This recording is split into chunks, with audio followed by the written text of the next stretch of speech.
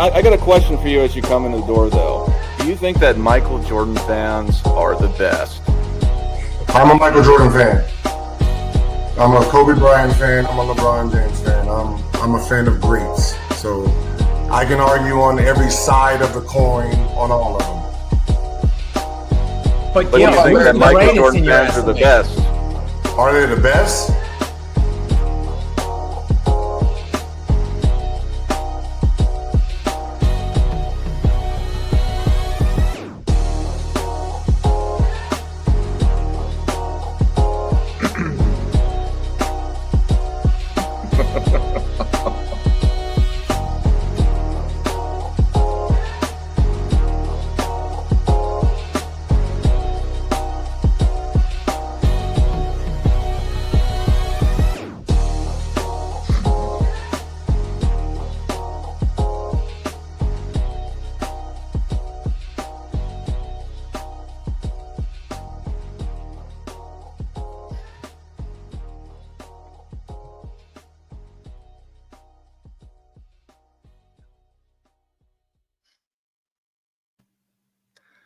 Hello, everyone. Michael Jordan fans are the best. And today we're going to be talking about the convergence of events between Channing Frye and LeBron James, talking about why people would ever want to be the face of the league, and that Michael Jordan fans and Kobe fans have ruined the NBA.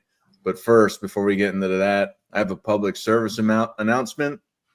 I will have to suspend the Sunday live stream for the next couple of months because, sadly, I do stuff outside of YouTube, and I have to do my job for a couple months. Boo-hoo. But yeah, I'll definitely pick it back up once I come back to Earth, because I'll be going to outer space for the next couple months. Anyway, but yeah, before we get into that, let's welcome the panel. Robin Sports and Fitness Rants, how are you today, sir? As always, you guys know the deal, man. As you heard my man Dart say, this is going to be his last show for a little bit. So let's finish strong. Let's have a good Sunday show. Shout out to everybody in the chat, man. We got my man Scap out here with the tank top, trying to flex on. I don't know who he's flexing on, but he's out here flexing for everybody out here. We got the Zarda video footage, my man AOH. Of course, we got my man Nick. Of course, like I said, you know, Dark is going to be his last show for a little bit. So once again, thanks to everybody in the chat. You guys know the deal, man. It's a great topic that we got today. You guys know the deal, man. Let's roll. Nick, NMB Sports, how are you, sir? Muted. That's me, Boomer Tech. Before we get started with anything, I want to thank Dart for all that he's done, this channel. I feel like we kind of came up together with the old Tug days and that kind of stuff. So there's like cool origin stories with us. It goes back a ways. So I want to thank Dart for everything that he's done, putting us together, what it's grown into. You know, it's really all him. So I want to thank Dart for what you've done. It's been fun too. It's a lot of fun, right? It's not just work. It's fun. I feel like we come on here and kick it. It's a cool thing to be a part of. So thank you. Well, thank you, Nick, for being a kind of Michael Jordan fan. I'm a Michael Jordan supporter. AOH, how are you, sir? Good morning. Salute to you, Dart. I'm sure you'll be back. Everyone will be looking forward to your return. And if you would have complained for a little bit longer about your situation, you might have started to sound like LeBron James, but not nearly enough complaining there. And Jay Scap Attack just coming back from the beach workout. How are you, sir? What's up, panel? What's up, Dart? What's up, everyone tuning in? Welcome. Thank you guys for being here. Busy day for me, guys. I didn't even have the time to shower, so I had to keep the hat on, but I had to slide in here because Dart had indicated the other day that this was going to be his last show for a while.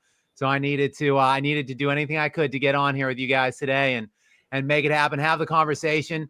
Shout out to you, Dart, for getting me on these live stream things that I still don't really know that much about, but introducing me to the YouTube world of live streams. It's been a great fun journey for me. So great getting to meet all you guys and get on here. And thank you for noticing the arms are out, everybody. I hate it when it does that. I'm sorry. I'll try not to let it do that anymore throughout the day. Sometimes they just pop up like that.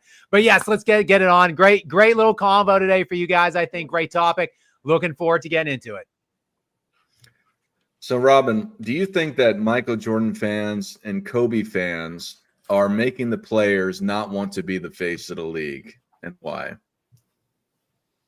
Listen, man, I don't like coming in with these direct questions on this topic. Let's just go off of the nostalgia factor that a lot of people seem to think that, the so-called old heads, because that's what I want to talk about. I want to talk about this quote-unquote old heads thing that everyone keeps trying to say that we're the ones that are ruining the game because of the way that we talk about the players online or, through social media and things of that nature, when in reality, we're the ones that are once again holding the standard. It's about the standard. That's what it's always been about. When we talk on these Sunday shows, when we talk on our channels, we're talking about the standard. Sometimes I hear some of these people out here talk about, us in a negative light as far as like how we're judging people or how we're talking. And then they'll try to relate it to, and they'll say things like, oh, well, players in the past, talked about, Michael Jordan's era, and they hated on Michael Jordan's era, Will Chamberlain or the Bill Russells and things of that nature. And I always laugh when people say these things because they were never, quote unquote, hating on Michael Jordan's era from the aspect of them lowering the standard of the game. They were always talking about the other eras in relation to how much money these guys were getting paid and how the game was changing. Because let's make no mistake about it, the game is always going to change, but the standard should always be there. So, for example, when we talk about the 82 games and they call us old heads, we harp on the 82 games. That's one of the standards of the NBA. It was an unwritten rule, so to speak. So when they say now that we're trying to make it seem as if the nostalgia factor, they were perfect, these guys. Oh, they were perfect. Never the case. That's never what we've said. So once again, those guys miss games, right? Magic Johnson never played 82 games in a season. But once again, it was the fact that Magic Johnson always looked for reasons to play games, not to miss games. Now you get the sense from a lot of these guys today that they don't really want to play the games. It's not that they can't, they don't want to play the games. So these are the kinds of aspects that we've been talking about as quote-unquote old heads. And once again, we're going to expand on it as we go through this Sunday show, guys. Yeah, Nick. Yeah, how about we just transition to the nostalgia since Robin changed my question? I'm sorry, Dart. My bad, man. What do you think that nostalgia is holding back the NBA? No, because I think people who love the game, right? Whether it's now or in the past, perhaps we romanticize the past a little more than we do the current future. It's always hard to, I think, when you're comparing things to the past and of the day, it's always hard to appreciate things that are happening in the moment. I think we kind of celebrate it and then we forget about it, and we kind of don't recognize sometimes when we've seen something really great. I mean, think about Tom Brady, right? How many of us like truly tuned into every Tom Brady game and watched every play, now knowing that he is essentially hands down the greatest quarterback of all time, right? It's really hard to do that. So I don't think it's nostalgia per se. I wouldn't put it that way. I think nostalgia is when it comes from something that's like very personal to you from the past that was kind of culturally relevant in a way. So I would say we romanticize the Jordan era and things like that. But I don't know if nostalgia per se is how I would say what the issue is. Now, I'm kind of on my back foot here because I thought we were going to argue if Michael Jordan fans are the best. And then you asked, does Kobe and MJ make other players not want to take up the mantle, which is a totally different question. And actually, I think is a much deeper question. But I was just going to come in what I was going to say, and that is Michael Jordan fans, I think they have done, how do I put this? They have done a great service, I think, to the league and to the NBA and pushing the proper narratives, as you were kind of talking about, the proper, things that Robin was saying, the proper way that we would say to play the game, giving it your all. You never know when your next game is. You could get hurt tomorrow, or your career could be over, right? So I was going to say yes. My answer to the general topic was Michael Jordan fans, I think, are arguably the best. For the best player ever, I think they've done a great service to pushing the NBA, being good ambassadors and fans worldwide of Michael Jordan. He took it to a whole nother level. So that's what I was going to say. And then we took 2 turns there instead of just 1. So that's what I was going to initially lead off with. All right. We're all over the place. We are not on topic today. There's a lot to say here. Like this is talking about the greatest player of all time. I right? said. There's a lot to say. All right, AOH, what do you got to say following up to Nick? Do you think that Michael Jordan fans are the best for the league? Or do you think that they've destroyed the league with their nostalgia? What is a Michael Jordan fan? Somebody that expects something. Someone that expects players to bring it. Someone who expects players to do their jobs. And apparently that's asking too much. Apparently, if you expect a professional athlete to go out and earn his money, then we're haters. With the nostalgia thing, I got to ask, why did nostalgia become a problem right now? Just because. Yeah, exactly. Just because we're alive right now and we think that the world began when we began or whatever, there are a lot of generations of basketball that people could be nostalgic about. And there's a reason that when people loved Larry Bird and Magic Johnson and that whole thing, but there's a reason that when Michael Jordan took that mantle, that people weren't stuck in the past. And even when Michael Jordan left, even though that was a huge blow to the game, people were still ready to give others a chance. And I really don't even know if people were that fixated on whether or not someone else would be the face of the league. We just wanted to keep seeing competitive basketball. And, that hockey player went on forever and ever and ever. But one tiny part that he said that pertains to this is we'd rather watch people who aren't the superstars as long as they're giving more effort. That's more fun to watch.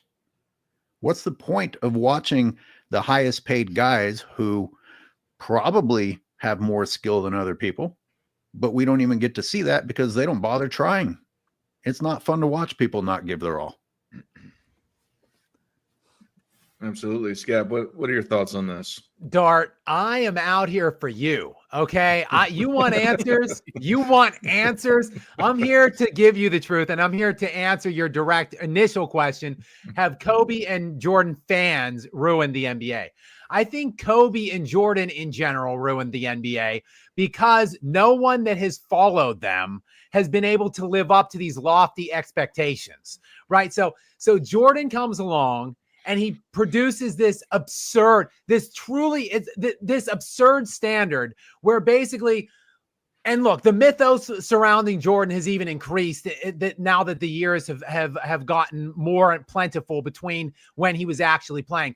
Many people don't even want to talk about the fact that he was out of the league for like a year and a half with baseball. They basically just look at the fact that, Michael Jordan won every single year in the 90s that he played a full NBA season. He basically won a championship. He was the best offensive player. He was probably the best defensive positional player at the 2 for like essentially every year that he played a full year in the 90s. That is a very lofty bar to set for other people to follow. You can say what you want to say about Kobe Bryant. Many people hate him. Many people call him like a copycat of Jordan or like a guy that wasn't quite as good of a version as Jordan.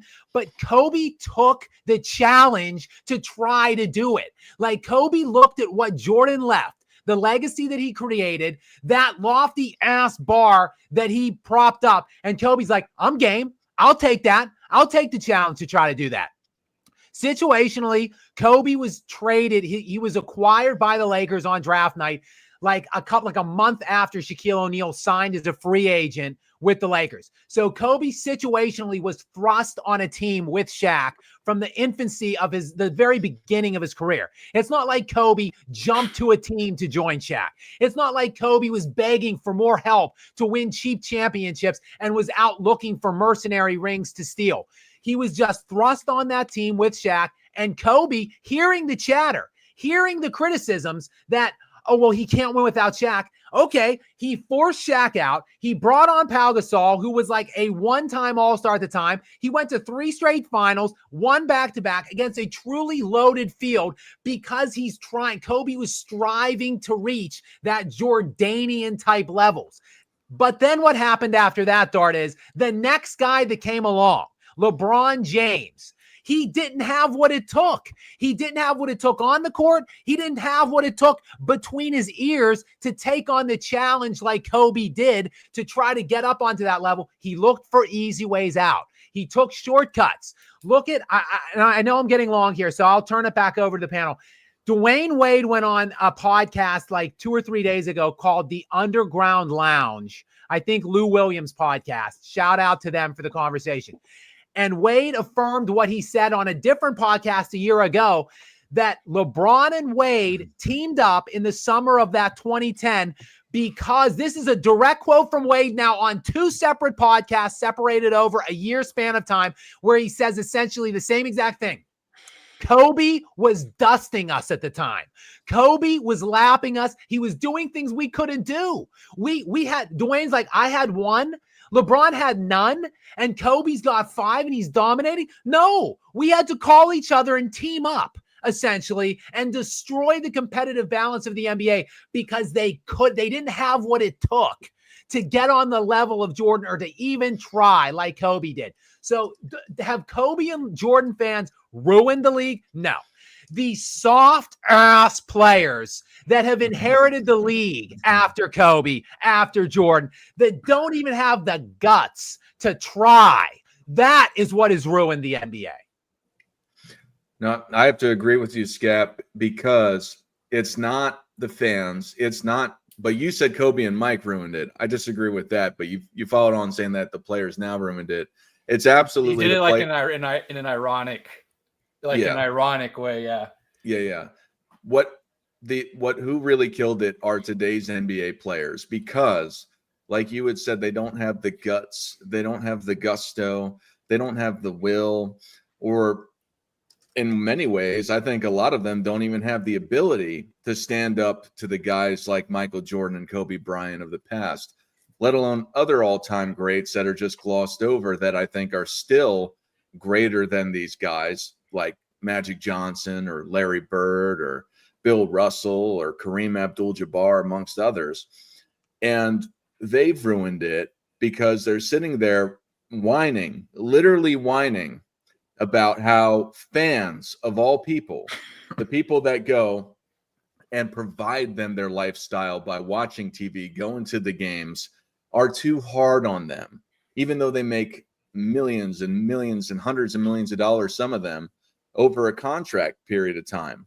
And they're blaming fans for not wanting to be the face of the league, or at least those two are, and being LeBron James and Channing Frye. And I just find it absolutely ironic and insulting to fans that are providing them their lifestyle, that are providing them their platform by supporting them in so many ways, by at the very least watching the games and talking about them, that it's our fault as NBA fans that, or Michael Jordan and Kobe Bryant fans, that they don't want to be the face of the league and they don't want to steward the NBA to the next level. And I frankly think a lot of them are just insecure about that they can. I think if anything, Michael Jordan and Kobe Bryant have set the position to make the NBA even greater by finding the next face of the league that's able to project them to the next heights. You know, you've made it to the moon, let's make it to Mars kind of thing. And it's insane to me how much disrespect LeBron James and Channing Frye put on the fans of the NBA that provide the entirety of the foundation of keeping the leagues going at this point. You made me feel so bad for starting off the show on like the the wrong foot, but it all circled back to what I said, man. It all came full circle because you guys hit everything right on the head, and it all goes back to, like you said, the players, but what? The standard, man. That's what it's all about. When I talked about the 82 games, and I saw someone in the chat say something about, guys in the past missed games, and guys did this, and guys did that. Yes, but once again, it goes back to the standard, the consistency of which they did not do these things. So, for example, the NBA now is being propped up through gimmicks. That's what it is, a gimmick. And what's one of the gimmicks? They have a league minimum for the 65 games. The guys missed games back in the day, and like I mentioned, Shaquille O'Neal never played 82 games, but the overall standard was being upheld. So you never had to have a league minimum put on those guys. So when you talk about this being an in-season tournament, for example, why did they come up with the in-season tournament? Because the standard of competition had been lowered. So they felt like these guys weren't really coming into the season with any kind of competitive fervor. So they said, hey, maybe if we give these guys extra money, they'll be more competitive to start the season for an in-season tournament. That's once again making the NBA being propped up on gimmicks. All of the guys in the other eras, whether they were talking trash about each other because of the way they were getting paid or not, the standard was still being upheld. So like you guys mentioned, the game was still being pushed forward. When you look at the All-Star game, man, and you talk about the fans complaining about stuff, are we wrong to complain about the All-Star game? Are we wrong? We're out of left field. How could they complain about the All-Star game? Once again, the standard. Remember, it was always East versus West. AOH, you mentioned something excellent. You said, all of a sudden now, nostalgia is an issue. Just like we said, all of a sudden now you have to change the East versus West in the All-Star game? Why are you making team captains? That's lowering the standard. We always laugh about the travels, the carrying. Are the fans wrong? It's not just Kobe Bryant and Michael Jordan fans. So like I mentioned, the old heads, it's the people who have seen the standard of NBA go downhill. That's what we're talking about here. No one's hating on these guys or saying they're crap. It has nothing to do with that. What we're saying is, if you tell me these guys are more skilled than the guys in the past, then you have to go out there and show me by being held to a higher standard, not a lower standard. Absolutely, absolutely. What's up, Skip? Yeah, I just want to go back because it really is insane. And I honestly I want to talk a little bit about Nikola Jokic, not in a picking a fight way, because I know I have contentious takes on Nikola Jokic, and I usually get into it with people on the chat and people in here and people everywhere. I think I'm holding Nikola Jokic now. I am whining on behalf of Nikola Jokic and the supporting cast he has, based on the standard that the stars that came along after Kobe has set. And it honestly, it is kind of a double standard, because for years I've talked shit on LeBron and that era of players for running, hiding, and begging for more help and stealing cheap championships. And now I'm sitting back and saying, oh, well, Jokic doesn't have enough help, because I'm looking at the guys that he's going to be compared. He is going to be compared to the guys of this like 2010, post-2010 era, the Kevin Durant's, the Steph Curry's, the LeBron James's, the guys that went out there and hunted these ridiculous super teams to steal championships. They have ruined it. They have destroyed the NBA, because look, before LeBron James and Dwayne Wade took their talent, before LeBron took his talents to Miami to team with Wade and Bosh, like there was no shame in failing. Like you didn't win every year. It was hard. Some guys didn't win ever. Like there were great players in previous eras that never won. Like Hakeem Olajuwon, who to me is a fixture in the all-time top 10. You can even argue maybe top 5. He has 2 championships. There's no shame in the fact that he only has 2, because of the competition he faced, because of the supporting cast he had. But Dwayne Wade, and Wade admits this. He admitted it on this Underground Lounge. I did a little video on it, but if you want to watch the whole thing, find this Underground Lounge appearance by Wade. It's about 2 hours. And he talks specifically with the fact that Kobe was killing us. He had 5 rings. He was setting this incredible standard that I couldn't match it. So Wade said he was of the mindset at the time that he needed another star. They needed to recruit one other star into Miami, or he was going to leave that summer and go play with D Rose in Chicago. Then he says in it, LeBron called me though, and it changed everything. This is direct quote from Wade. LeBron called me and said, yo, what up? What are you thinking? And Wade was like, what do you mean? What am I thinking?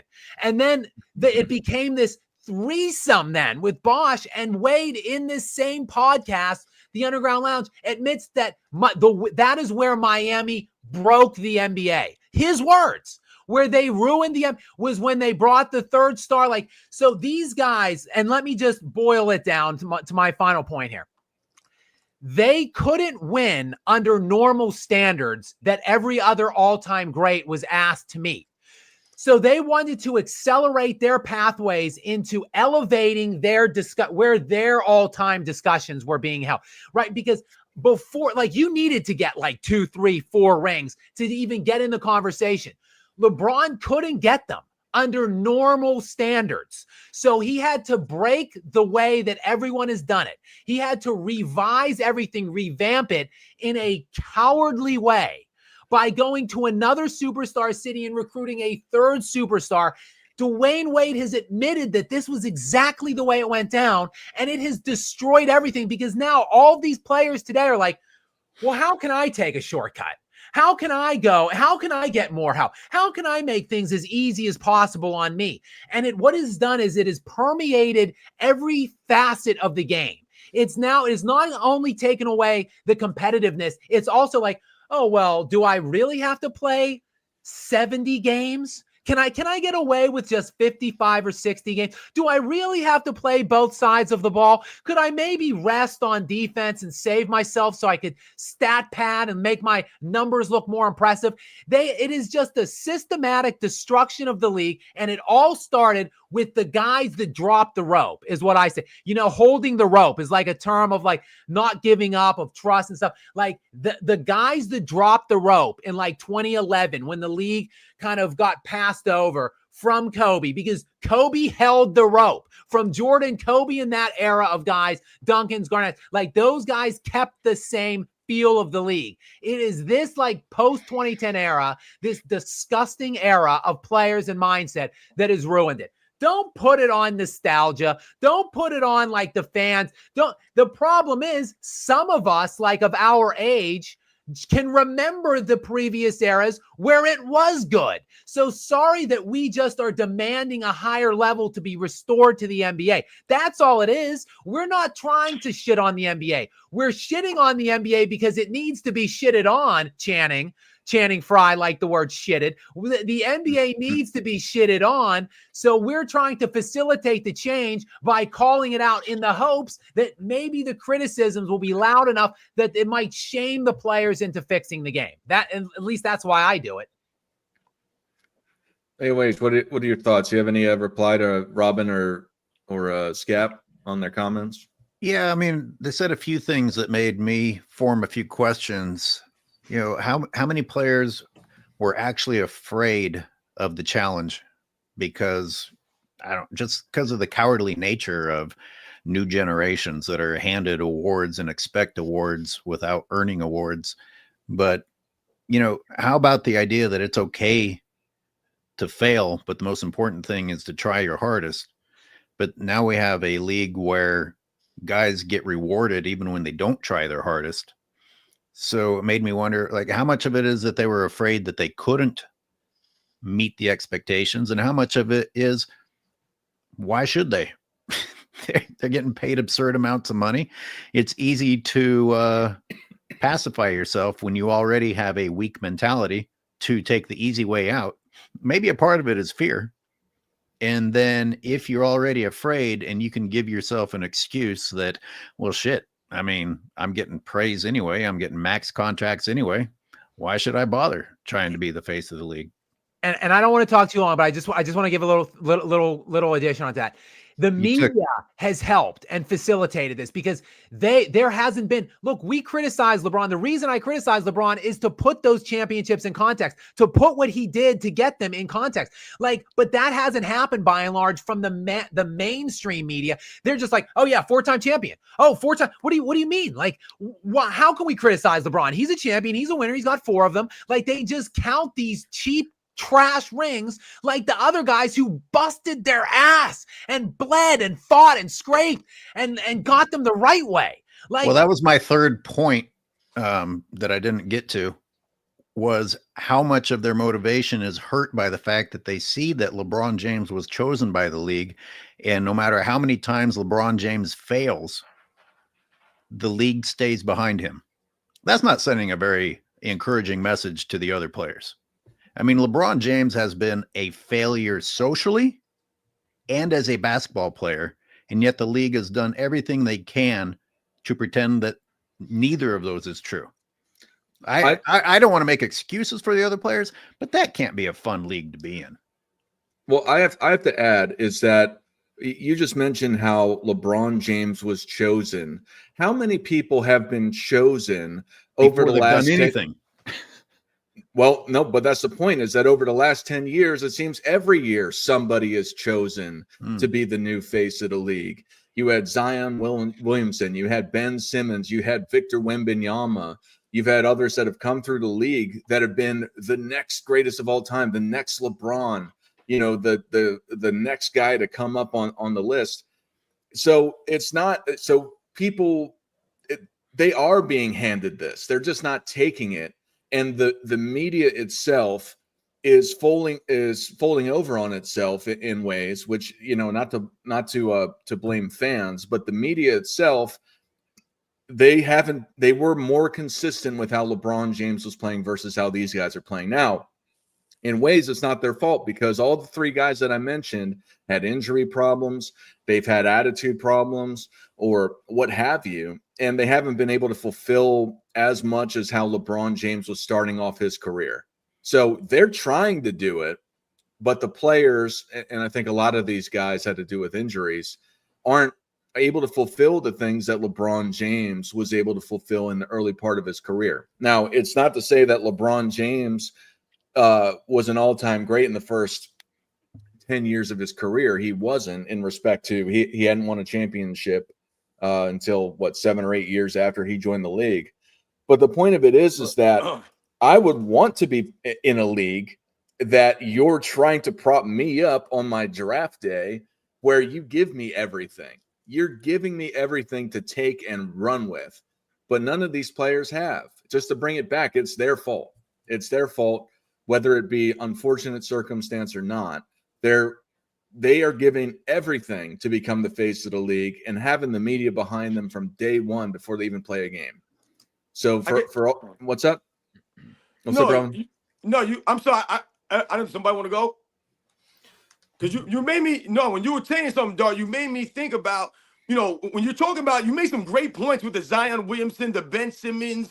You know, we could throw, you know, John Morant in there, or Joel Embiid, you know, these guys, they said they're supposed to be the face of the league, and then you see what happens with these guys. I mean, if you think about Zion Williamson, Ben Simmons, John Morant, that's more of an attitude, that's more of a mental thing, more so with those guys. Yeah, John Morant has some injury things, but he's out there playing with guns and doing silly stuff. He doesn't really seem too serious. A lot of these guys, whatever the case may be. But the thing about them coming into the league is that they were coming into a league that was falling apart, that was in shambles, it was chaotic. It's almost like when you come into a presidency, but the president before you left it in shambles. How are you supposed to come in and get your footing? These guys are in a league right now where they're supposed to be the face of a league that, like you said, it's crazy right now. When LeBron James and Carmelo Anthony and Dwayne Wade and those guys were coming into an NBA, the NBA was in a lot better place, man. It was a lot better product. The league was a lot better. So they were able to come in and flourish under those kinds of conditions. It was almost like they were given everything to succeed. Now, these guys, who's passing the torch to them? These goofballs out here? That's what we're talking about. But I want to touch on something real quick about what AOH brought up when he talked about, you know, these guys. And we talk about, like, once again, the standard of some of the players. And he mentioned, like, going through the grind and how it meant, like, just because you didn't win, you were still respected. So if we think about, you know, I saw some people in the comments mention guys like Charles Barkley and Gary Payton, Karl Malone going to the Lakers, and Clyde Drexler going to the Rockets, Charles Barkley going to the Rockets, these kinds of things. When we think about the standard, I go back to that word standard again. When we think about the term ring chasing, when I was growing up, the term ring chasing, the standard was you were really ring chasing after you had already tried to get a championship throughout your own hard work, going through the grind. So when you think about Charles Barkley, he went to the Rockets after what? When he was already at the end of his career and had already tried and battled for years to try to carry a team to the mountaintop. When you think about Clyde Drexler going to the Rockets, he had already been battling for years trying to win a championship. He went to 2 finals, battling for years. He earned it, battling through those years. He actually helped Hakeem Olajuwon. He didn't make them a super team. He helped them win a championship. They didn't defy the odds of it. Oh my God, how are we going to beat the Rockets with Clyde Drexler and Hakeem Olajuwon on their last legs in their last 5 years of their careers? when you bring up Gary Payton and Karl Malone going to the Lakers, are you kidding me? That's ridiculous. That's tantamount to when they talk about George Gervin playing with Michael Jordan on the Bulls, man. Guys went and ring chase, quote unquote, at the ends of their careers. At the ends. When you talk about LeBron James, the man was damn near in, what was he? 25, 26 years old? Come on, man. That's not the same thing, guys. That's a different standard. Yeah, that's a great point. I want to piggyback on that just real fast. A lot of people will give pushback whenever I bring up the LeBron and Wade breaking the NBA with Miami and say, "Oh, well, Boston had already done it." Again, just what Robin said. Different. Like Kevin Garnett, Ray Allen, and Paul Pierce had all been in the league for over a decade. They were all 10 plus years in the league. They were all in their 30s. Like they had all been on their teams for 10 plus years. Like then they went like Dwayne Wade, LeBron James, and Chris Bosh were all in their seventh year in the league. They were all under 30. They were Dwayne Wade and LeBron James were both first team all NBA the year before. Like they were absolutely in their peaks or ascending into their peaks at that time. 3 of the Totally top 4 different. draft picks. We had never seen anything like that within the context of the modern era.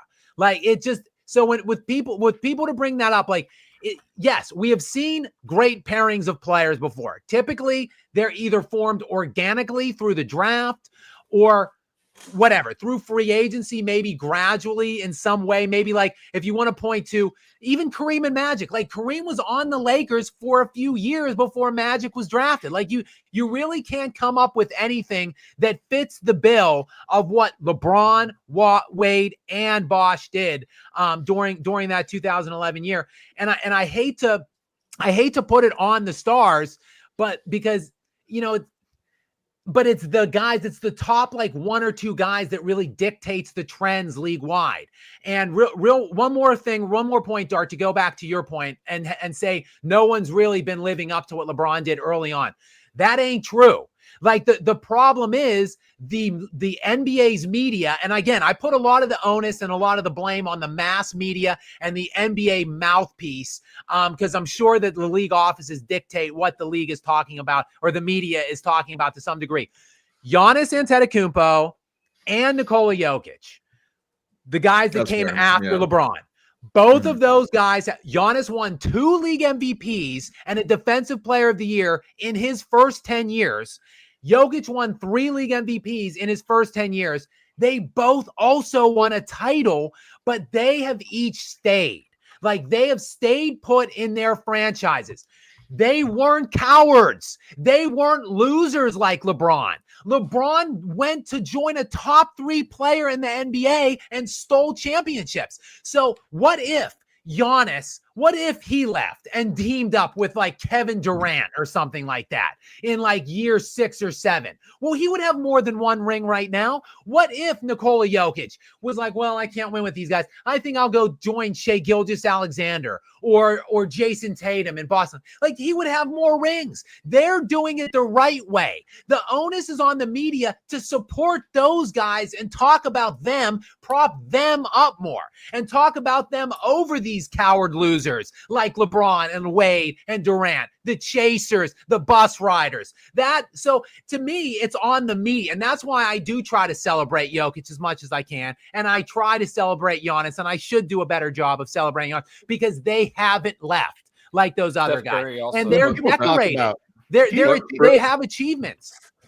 Real fast, I'm gonna ask Nick this question because he hasn't said something in a while. And to the point of it is that for me, Scap, I think one of the reasons, I'm not saying this is the reason, but I think one of the reasons they haven't hung on to them as much is because they are international players. And Nick's favorite international player is Dirk Nowitzki. How much merit do you think that take has in respect to pushing the face of the league as an international player? I was thinking about that earlier in the beginning. Someone had said something that made me think, because one of my big criticisms, LeBron, AOH kind of hit on it, is that LeBron, I do not think is a good ambassador to the next generation. I don't think he's done a good job of, again, I don't know everything that goes on behind the scenes, but mentoring guys, trying to show these guys the ropes, get them, like you were kind of saying, on a good footing, get them going in the right direction. There's really no kind of guidance, it feels like, from him, no kind of thinking about the future of the league, right? But going back to what you're saying, I was kind of thinking about who is, every time there's like a next guy or who is the next guy, all those guys besides you got Steph Curry's on his way out, you got Anthony Edwards in Minnesota, everyone else is foreign, it feels like, all the other top guys. And I do wonder if they're clinging on to LeBron for that fact. I do think there is a little bit of, maybe not bias, but a little bit of a hesitancy to turn the reins over to an international guy or a group of international guys at this point. I do think at the very top there probably is those conversations going on. I do think that could have a big shift or big question mark on the future of the league if that happens. So I think that is a factor if we're talking about looking in the next, let's just say 5 years, the next immediate 5 years. LeBron's going to retire. We need a guy. I don't know. Besides Anthony, I don't really think of a guy because Curry's on his way out. And that's really all you got right now, it feels like. And if LeBron is the guy and the next guy behaves the way LeBron did, then that just means a continuance of crying. I mean, LeBron just cried his fucking ass off for about the 1,000th time in his career, and you're calling this guy the face of the league? You're not really setting a standard for anyone else to rise up. And I'm really curious about the people that reference LeBron's good early years. What are you talking about? He was a perpetual choke artist in the playoffs, a perpetual quitter in the playoffs. What are you talking about? And how many people on this panel think that LeBron deserved those MVPs that he got those years right before he went and got his ass kicked in the playoffs? And real quick, just about the standard, LeBron recently got the record for most 30-point games, right? He did it in how many games? It took him essentially twice as many games than it did Michael Jordan. And everyone was like giving applause to LeBron. And I'm just sitting there astonished that Michael Jordan did it in half the time. And when you talk about the standard, right, would you rather have 11 years of domination, like pure domination, or 22 years of, pretty good play, right? I think that is also one of the things we talk about money. These guys are now saying, well, if I want these records, if I want to win rings, I need to stay around longer, and I need to, maybe my output dips slightly on a per game basis, but I'll do it for 5 more years. And then I'll be in the record books, and then, I'll have solidified myself. Maybe I leech on for a ring or two there at the end of my career. I just think we talk about the standard. It seems like we're getting half of the production, right, than what we got in the past, even if guys maybe didn't stick around as long. I'm telling you guys, I've never dominated once, but I hold the scoring title at the YMCA. And if somebody starts to threaten that, I'm going to get on some Balco and get my ass back in there. Yo, shout out to Uncommon Sense, man. I see Uncommon Sense in the chat. I think he gave us a super, man. So shout out to Uncommon Sense. Yeah, let's transition to these supers because we got some big ones that came in. First, I'll do from Jamal Rashard. I got Cash Apped because I've been demonetized, but I got Cash Apped. Oh, Uncommon is in here too. Yeah, that's what I just said. Oh, I thought you said uncut. No. Yep, I got a Cash App from Jamal. He said for $10. Thank you, Jamal. He said, BremJ and Kobe fans want players to compete. I absolutely agree. I think that's really the foundation of a lot of the fandom surrounding the nostalgic, as it's put, times of the past. Justin Messenger says MJ fans are the best, no doubt. That went to AOH for $199. Yeah, absolutely. I mean, I dedicated a big part of my life sharing that aspect of it. So Dan Kelly for $5 super chat. Somebody. Yes, Michael Jordan and Kobe fans have ruined the NBA. They've ruined the Fast 8 of today and have exposed these clown stars. I don't know who it went to, but Scap, I know you brought it up earlier. What do you have to say about that? Yeah, first of all, Dan, thanks. Thanks for sending that out. Thank you, all of you guys, obviously, for your support. And I think I see we have over 900 people on watching this live now, which is a pretty impressive number. So thank you guys. And yeah, you're right. It totally, it's the people that remember the greatness from beyond. Like the people that like us and like even older than us that remember that could be alive and experience it while it was happening and see it and just be able to understand what it was, to see what it has become now. Yeah, unfortunately, we're just going to continue talking shit on it because the product has slipped to such a degree today that it needs to be called out. Absolutely. We'll end super chat somebody for $100. But he asks, what's everyone's favorite what if? There's so many. What if players like Len Bias, Reggie Lewis, Pedro hadn't passed away? What if players like Penny, Grant Hill, Greg Oden, T-Mac, IT stayed healthy? What if Stern okayed CP3 to the Lakers? What if Monte stayed and Steph left? Well, I'll start off. What if Mavericks hadn't traded Luka? That's my new favorite one. I want to touch on this too, Dart. Let me go at some point. Yeah, I think everyone should do it since it's such a generous super chat for $100. What if George Mikan didn't break his leg in 1953? God damn it. What do you have? Okay, moving on, Dart. Good one. Who's next?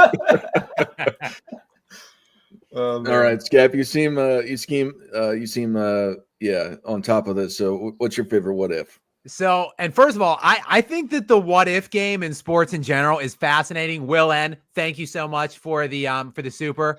Again, we really appreciate you guys out there. But I think the what if is fascinating to me. My favorite NBA what if, because I'm a big Kobe guy, and I think there's two fascinating what ifs percolating around Kobe. To me, I'll do them real quick.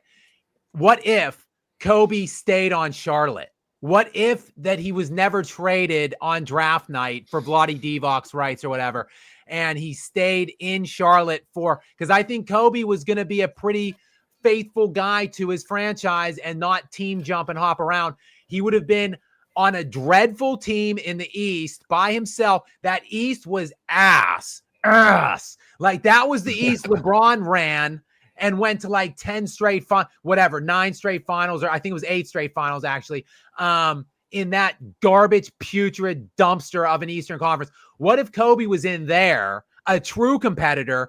Kobe could have been the one going to all of those finals. And what if Kobe didn't have to limit his game for the first 8 full seasons of his career, sharing the ball with Shaquille O'Neal? The first 2 years that Shaq left town, Kobe led the NBA in scoring and blistered the league, like peppered the league with scoring outbursts and stuff. Kobe, if he just got to shoot 20 times a game from his like age 19 season on, what would his totals look like? What would his per game averages look like? What would his total points look like? I think Kobe would be the all-time leading scorer in NBA history, and his per game averages would be much higher than what they are. So that's one. And the second was mentioned by Will N. Again, shout out to you. What if CP3's trade was not vetoed? CP3 that next season became first team All-NBA. He wasn't at the time of the trade, but that next season when he ended up getting traded to the Clippers instead of the Lakers, he ascended to first team All-NBA. You'd have had Kobe still at an extraordinarily high level with Chris Paul. I think Kobe never ruptures his Achilles because Kobe was obviously dragging that roster into the playoffs. So you would have had CP3 to limit his minutes. Then maybe LeBron doesn't win a title because that trade happened before LeBron won that 2012 title. Maybe LeBron doesn't, and the Heat don't win that year against the Thunder to get LeBron's first championship. I think probably Kobe has a 6th title if that CP3 trade goes through. And again, he still might be the all-time leading scorer in NBA history if he doesn't rupture his Achilles. So sorry, I got a little long-winded there, but those are my 2 favorite Kobe what ifs. Will N, thank you very much. Great question. Nick, you brought up the Luka. Is that your biggest what if? Well, I was being a little facetious, but I have 2. One's personal and one is for the league. They both come from the '84 draft class. What if the Mavs would have drafted Charles Barkley instead of Sam Perkins? That's my first one. And then also on the '84 draft class, there are rumors that I believe Houston was going to trade Ralph Sampson and some kind of package for Michael Jordan. And they would have gotten Hakeem and Jordan in the same draft class. And I've always wondered what that would have looked like. That would have been pretty incredible, probably. All right, Robin, what's your biggest what if of all time? I'm gonna go a little bit different. I just thought about this just now on the fly. First off, I want to say I think I'm rubbing off on Scap a little bit. Scap has been coming with the energy today. He's doing a lot of yelling right now, like me, man. He's going off. He got the muscles flexing. Listen, man, yo, much respect to Scap coming out here today, man, and with some energy, man. You know what I'm saying? He's inspired by my man Dart's last show for a couple of months. No, but for real, I was thinking like this. What if Michael Jordan getting cut from the basketball team in high school made him stop playing basketball altogether and he just never played basketball ever again? Because I think what that does, when we think about Michael Jordan, what we always think about when we think about Michael Jordan, we always talk about how he prevented other all-time greats from winning, right? So if Michael Jordan just never played basketball, he quit on sports, let's say. He told his brother, hey, man, I don't want to play anymore with you, Larry, in the backyard. I'm done, man. I'm tired of losing. I give up on basketball, damn it. If he never plays, that all of a sudden changes a lot of different careers. What does it do for the NBA? Does the NBA go global in 92 the way it really is supposed to go? Do we get the foreign players that we get? You know, I remember listening to Tony Parker talk about Michael Jordan being his idol growing up in France. Michael Jordan was his idol growing up in France. I remember him talking about that in his Hall of Fame induction. You know, when you think about someone like Dirk Nowitzki, he's talking about being inspired by guys like Michael Jordan. So if we think of Michael Jordan, what if he never played basketball because he quit after he got cut from the varsity team, man? AOH, what's your biggest what if of all time or favorite what if? I was just reading Anonymous say, what if these players didn't wear tampons? What if Penny Hardaway didn't get hurt and Shaq didn't go carry Kobe's ass into existence? Do you have a real one, AOH, or no? What if Scottie Pippen got drafted to a different team and we didn't have to live with this bullshit pretending that Scottie Pippen is some sort of god? You know, Dart, I don't want to steal another one, but this is another one that I think about and I marinate on a lot. Probably the three greatest NBA draft classes of all time: 84, 96, and was it 04? The LeBron draft was 03. So in 84, Hakeem was 1, Jordan was 3, and Barkley was 5. 5th, Wow. yeah. Okay, Wow. and then in 2003, LeBron was 1. Wade was 4, 3 or 4? And 5th. I want to correct what I said earlier. The Heat were 3 out of the top 5 draft picks. It was LeBron, Carmelo, Darko, Bosh, Wade. Okay, so what I'm getting at here is Bosh, Wade, and LeBron, like top 5, 6 overall picks in that one of the greatest drafts of all time. Barkley, Hakeem, and Jordan, 3 of the top 5, 6 in one of the greatest. Wade and Bosh and LeBron stayed in the league for 7 years, struggling while other all-time greats were dominating, right? Kobe, Boston, and the Boston Celtics with Garnett, Pierce, and Allen. And then because those players were just too good and they were just too dominant, those 3 top 5 picks from that draft had to collude and join forces to try to steal some cheap rings. Well, when did Jordan win his first ring? Oh, it was like in year 7, I believe, when he was like 28 or 29. Because why? Because the mega superstars of that 80s era, the famed Magic Lakers, the Bird Celtics, then a litany of other great teams. You had the Pistons in there, the Bad Boy Pistons. You had a number of great Sixers. What if those 3 players, Barkley, Jordan, and Hakeem, were like, oh, this shit is just too hard. We can't possibly compete with these teams that we see in the outlook throughout the NBA. Maybe the 3 of us should team up. Like, it's not that far-fetched. It would have been the same damn thing that Wade, LeBron, and Bosh did. What would the NBA's history look like today if Hakeem, Jordan, and Charles Barkley teamed up when they were like 27, 28 years old? Are you kidding me? Yikes. What if Andrew Bynum never went bowling? That's another thing for the Sixers. Uncommon Sense super chats for $20. It's Uncommon Sense. I know I reached out to you recently on your live stream to see about you coming back. We gotta make that happen. However, it won't be in a couple months because I'll be gone for a couple months. He says, shout out to everyone on the panel. Anyone who is willing to accept lowering the standards is part of the problem. Yep. The NBA, the media and fans who give the label of greatness to players who haven't earned it hurt the NBA. I think this is a fair point. I think it's less so on a lot of fans, especially young fans, because they just love the era that they're watching, especially, the kids. So I'll take the kid fans away from it. But the NBA itself and the media that are awarding these people a lot of these laurels, I don't think that they shouldn't. I agree. It hurts the NBA because you cheapen the value of these, at the very least, compliments or claims about how great somebody is when it doesn't pan out or there's not enough evidence to show it. So I absolutely agree with that. Does anyone else? Yeah, it goes back to my 30-point game example, right? Like Jordan does it in half the time. If you want to be a fan of LeBron or this era and say, look, the greatness of the 30-point games is the same, or even LeBron has more now. But again, if you're a fan or if you know, and you know how each one got their 30-point games, it's not the same thing. All right. The real what's up?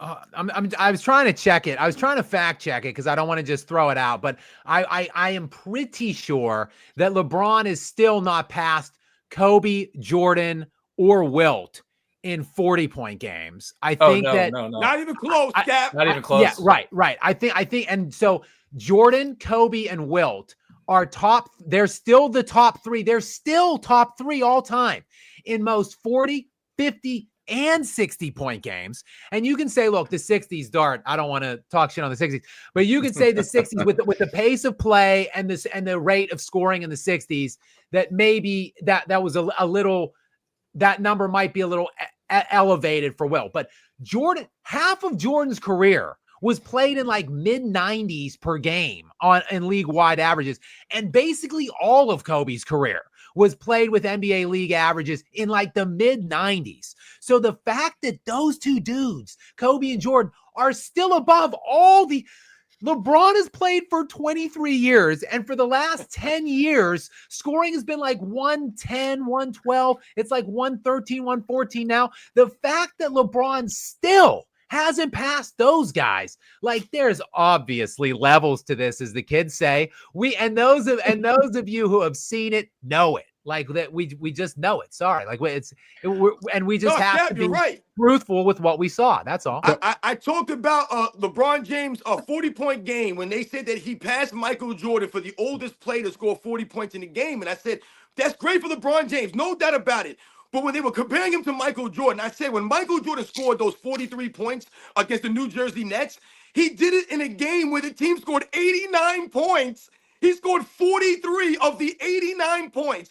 LeBron James scored, I think, 41 points of 120. It's a huge difference.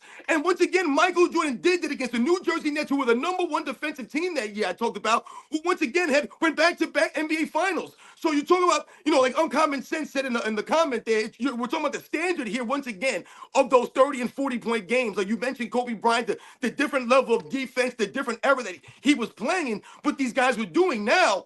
That's why I find it really interesting when people talk about Kevin Durant and how skilled offensively he is, and he's the greatest scorer that ever lived, and all these kinds of things. I find it really weird that Kevin Durant has never scored 60 points in a single game in his career. I believe his career high is 55 points, if I'm not mistaken, but he's never cracked 60 points in an NBA game. And it's really crazy to me when you think about all the guys. If you look down the list in NBA's history of guys that have scored over 60 points in a game, guys like Donovan Mitchell and Devin Booker's, and you wouldn't really hear people say they're the greatest scorers of all time, but Kevin Durant somehow in this era he plays in never cracked 60 points. So that's what we're talking about, the standard. Don't tell me Kevin Durant above these other guys.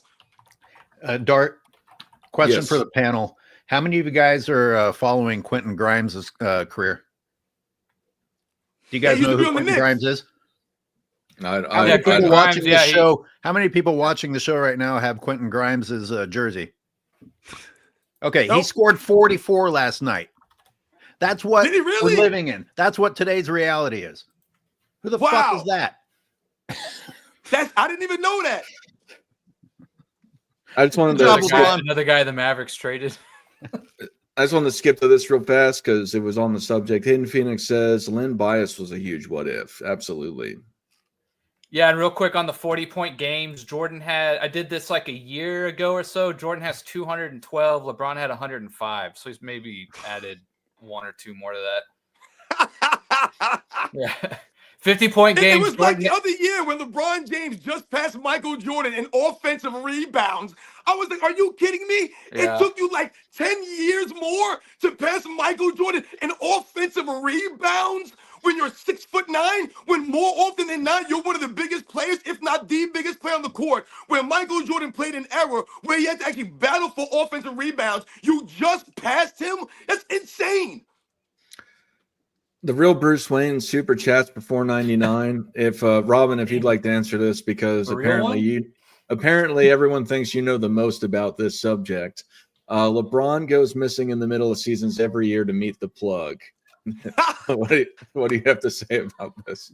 That's right. You know, I always get accused of doing some kind of, drug, some kind of chemical out there every time we do a Sunday show. But yeah, LeBron James has got a lot of suspicions, swirling around his career. I never really talk about these kinds of things on my channel. I always call it chemicals. And I always say about LeBron James got suspicion. So I just find it laughable that a lot of his fans will accuse me in the chat of doing XYZ, but they got no energy for all the accusations that, other individuals have made towards LeBron James out here in the public, man. Once again, shout out to all you guys who continue to support our channel with the supers and stuff, man. Like I said, it's truly humbling, man. Thank you. Twerk the Spec, amazing name, and it's got like a gorilla on the avatar. Sends a super sticker for $1.99. Thank you, Twerk the Spec. I can't believe there's 900 people in the damn room. So, I mean, it's insane, man. I've never seen that number before, man. Like I said, my channel's not super big, man. I'm like I said, much respect to everybody out there who has the nerve, who has the, the nerve to listen to me right now yelling and stuff, man. I haven't, scared anybody away, man. So thank you. I'm sure there's another YouTuber a lot of people in here know. We have probably a good overlay named More Plates, More Dates. He does a lot of like steroid men's hormonal talk. He talked about his thoughts on LeBron probably using steroids. He's big time. If you want to go watch it, it's a good video. John Pettit for $4.99 says, "What if the rules didn't change and you had to play defense? Who would be the best then?" I mean, the guy who played defense is the best already. So you mean like right now? I'm unsure what you're talking about. Yeah, I mean, Jordan is the best, and he would still be the best because there was defense in that era. Yeah, I'm unsure what the question is, John Pettit. Yeah, if you mean right now, I mean, I think Jokic, I mean, he plays defense. He just plays team defense. But anyway. King Speech Row for $10 super chats. He says the noise comes because the generation stars don't want to be the face of the league and compare it to Jordan, which comes with perks that could make you a billionaire. Think on that. This generation is SAWFT soft for Robin. Oh, yo, King Speech Row, thank you very much. Once again, you guys are true supporters of our channel, man. And when you talk about, those kinds of things in the league and the softness of the league, man, of these guys today, you're right on the money. Thank you very much.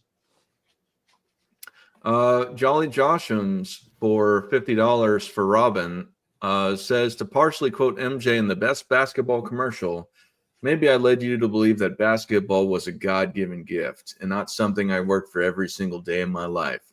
Maybe I destroyed the game, or maybe you're just making excuses. What do you? No, you know what? I mean, my goodness, man, I'm truly humble, man. I'm truly humble. When you think about what they wrote in that comment, when you think about the Michael Jordan commercials, you see I got the Michael Jordan shirt on right now with Mars Blackman, aka Spike Lee. But when you think about those words that were written there, You know, if you think about commercials, we were talking earlier about, you know, marketing these players and who's going to be the face of the league, man. You know, that's part of it, man. Michael Jordan's commercials, they have meaning behind them. There's meaning behind these things, man. Those words aren't hollow because they're coming from Michael Jordan. And why are they not hollow words? Because Michael Jordan went out there and did those things. He went out there and earned it. That's why I always tell people, man, Michael Jordan to this day doesn't have any social media. He doesn't have to promote himself through TikTok videos or have a podcast and talk about his glory days and try to rewrite the history or come back at Isaiah Thomas or Scottie Pippen. He don't have to do that because once again, everything that he did was on the video footage.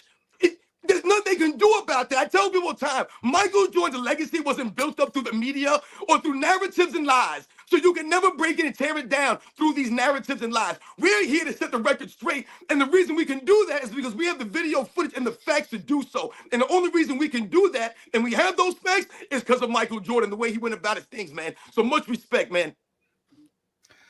Coco Hulk super chats for $5. He asked the panel, how many chips do you think my Rockets would have won if Jordan stayed retired just a couple more years? Love you guys. Well, the answer is 2 because they didn't even make it to the Western Conference Finals the next few years, or 4 or 5, wherever. I don't think they've made the the finals since 1990. Yeah, they did make the Western Conference Finals, I think, like the next the finals. Right, yeah. but the finals, yeah. That unfortunately, look, that was the Supersonics with Kemp and Gary Payton were taking over at that point. Obviously, Malone and Stockton, Utah Jazz were there like with a stranglehold on the West too at that point. So yeah, unfortunately, probably just 2. I think the better what if with Houston is like, what if Hakeem Olajuwon had like one serviceable all-star to play with for like the first 9 or 10 years of his career, because he didn't. Like, you know, like injuries derailed. Ralph Sampson didn't get hurt. Right, exactly. Right. He had Ralph Sampson for like the first 3 years, I want to say, and they got to the finals. Like young Hakeem went, I think, in '86, and they lost to one of the greatest teams ever in the '86 Celtics that year. But it looked bright. The future looked bright with Sampson and Olajuwon. Unfortunately, the injuries to Sampson derailed that, and then nobody really filled the void. Like Hakeem in the 94 championship before they got Clyde at the 95 deadline and they won the second championship in 95. The 94 title, Hakeem won that title with Otis Thorpe as his second best player. Like the real what if is like, what if Hakeem had some kind of supporting cast, really? Or I like to ask, who are all the people who would have a title right now if Jordan had never played? Specifically like in that 90s period, right? Peyton and Kemp maybe get one. You have Clyde probably gets one before he goes. That's why my wife is the best, Nick. Malone and Stockton. You know, I think it's fun to think about all the guys who might have one. You mean without the butterfly effect? Yeah, exactly. Yeah. Without the butterfly effect. Yeah, I think that I don't know. I mean, you have to include the butterfly. You can't not include the butterfly effect. So you just go down to what if starting from, you know, his draft year. So I don't know. Yeah, it'd be interesting though. Shout out to Otis Thorpe. Yeah, shout out to Otis Thorpe. Serum Power says, Sports and Fitness Rants, love the Mars Blackman throwback. Do you know? Yes. Do you know? That's right. That's right. Thank you very much. Shout out to all you guys out there, man. For real, like I said, this is what we're talking about, the commercials. You remember the commercials. You remember the personalities of a lot of the players back in the day. That's why these guys were marketable. So it wasn't, I tell people all the time, it wasn't just Michael Jordan that kept the 90s going. Yes, he was the main guy. We know that. But it was his contemporaries. They were up there. Charles Barkley, look at the man now. That was Charles Barkley in the 90s, man. You know, there were other great personalities. You know, when you think about other players' shoes, their sneakers, when Grant Hill came out, his sneakers, man, everyone wanted Grant Hill sneakers, man. Just like everyone wanted Penny Hardaway sneakers. Everybody wanted Shaquille O'Neal sneakers. Everybody wanted to be like Shaquille O'Neal too. This guy was all over the TV, Shaquille O'Neal. You could market any one of these guys. They all had personalities, man. Be new super chats. Well, both of these guys actually super chatted AOH, Caesar and Power and Be New. But he says, Scap, media says that LeBron has done so much for the league. Can you do a video on what he's actually done for the league to grow it? Well, be new. Well, thank you for AOH's super, but I can't answer the question. But be new. I can't make a video about something that doesn't exist. What has LeBron done to grow the league and make it better? There is nothing. So he has impaired the league's growth. He has hurt the NBA. He has destroyed the league. Like, I've done plenty of videos on that. If you want to check my channel out to see more on that, you can. But in terms of what he's done to help it, realistically, nothing. Look, it's at all-time. The popularity of the league is at all-time lows. I mean, you've got to go back literally to the 70s when they really didn't have viable tracking data at that point to a time where the league is this unpopular. Like, the fact that we have NBA Finals games getting under 10 million views per a game intermittently throughout the last 4 or 5 years, this is humiliating stuff. Guys, would it be so hard if on one of those shows, one of those talk shows, if another panelist just challenged the person who said that nonsense once? Can you just tell Stephen A. Smith to be specific once? Oh, he's an ambassador for the game. He's done so much for the game. Give me an example. Yep. Just once. Somebody say, give me a fucking example. Well, I'll tell you this. He's helped the players. He's helped the players a lot. He has ushered in the era of player empowerment, of puffed up contracts, of playing half the games and making exorbitant amounts of money, of not playing both sides of the floor, of trying to steal some cheap championships and cheat legacies. He's helped Playing them a front lot, office. but he hasn't helped the league at all. And the NBA is product. the NBA is at the brink of collapsing. And what is LeBron James doing during that time? Not showing up to All-Star games, shitting on the league. Like, he talks as much shit as we fans supposedly do. I mean, the guy gave the same criticisms that we did. The difference is that we're watching him do the very same things that he just criticized, which is absurd. And he's a crybaby on the camera. And we have rumors about him starting in Vegas, his own thing. I mean, the guy is actually destroying the league that he's being praised for doing so much for. Guys, real quick, and then we'll slide into the super chat. But I am pretty sure this is top ahead, but I did a video maybe a couple months ago or a couple weeks ago, but top ahead. The WNBA across their national platform, so primarily ESPN, did around 1.2 million per episode or per game this year. The NBA across its national platforms, which is like ESPN, ABC, and NBA TV, is right now sitting at 1.7 mil. So 1.7 mil per national televised NBA game on average right now, 1.2 mil this year for the WNBA. The WNBA is catching the NBA on LeBron's watch. That's can crazy. thank the league offices can thank LeBron James for that. That's what LeBron has done for the NBA. Nothing. That is a crazy number. And that's why that really is crazy, Scott. I mean, thank you, Scott, for blessing us with that kind of information, man. That's mind blowing, man. And that more so highlights why I always say, no matter where you tell me you want to rank LeBron James 1 through a billion, man, I always will say and state, and there's no way you can make an argument for LeBron James being a Mount Rushmore player.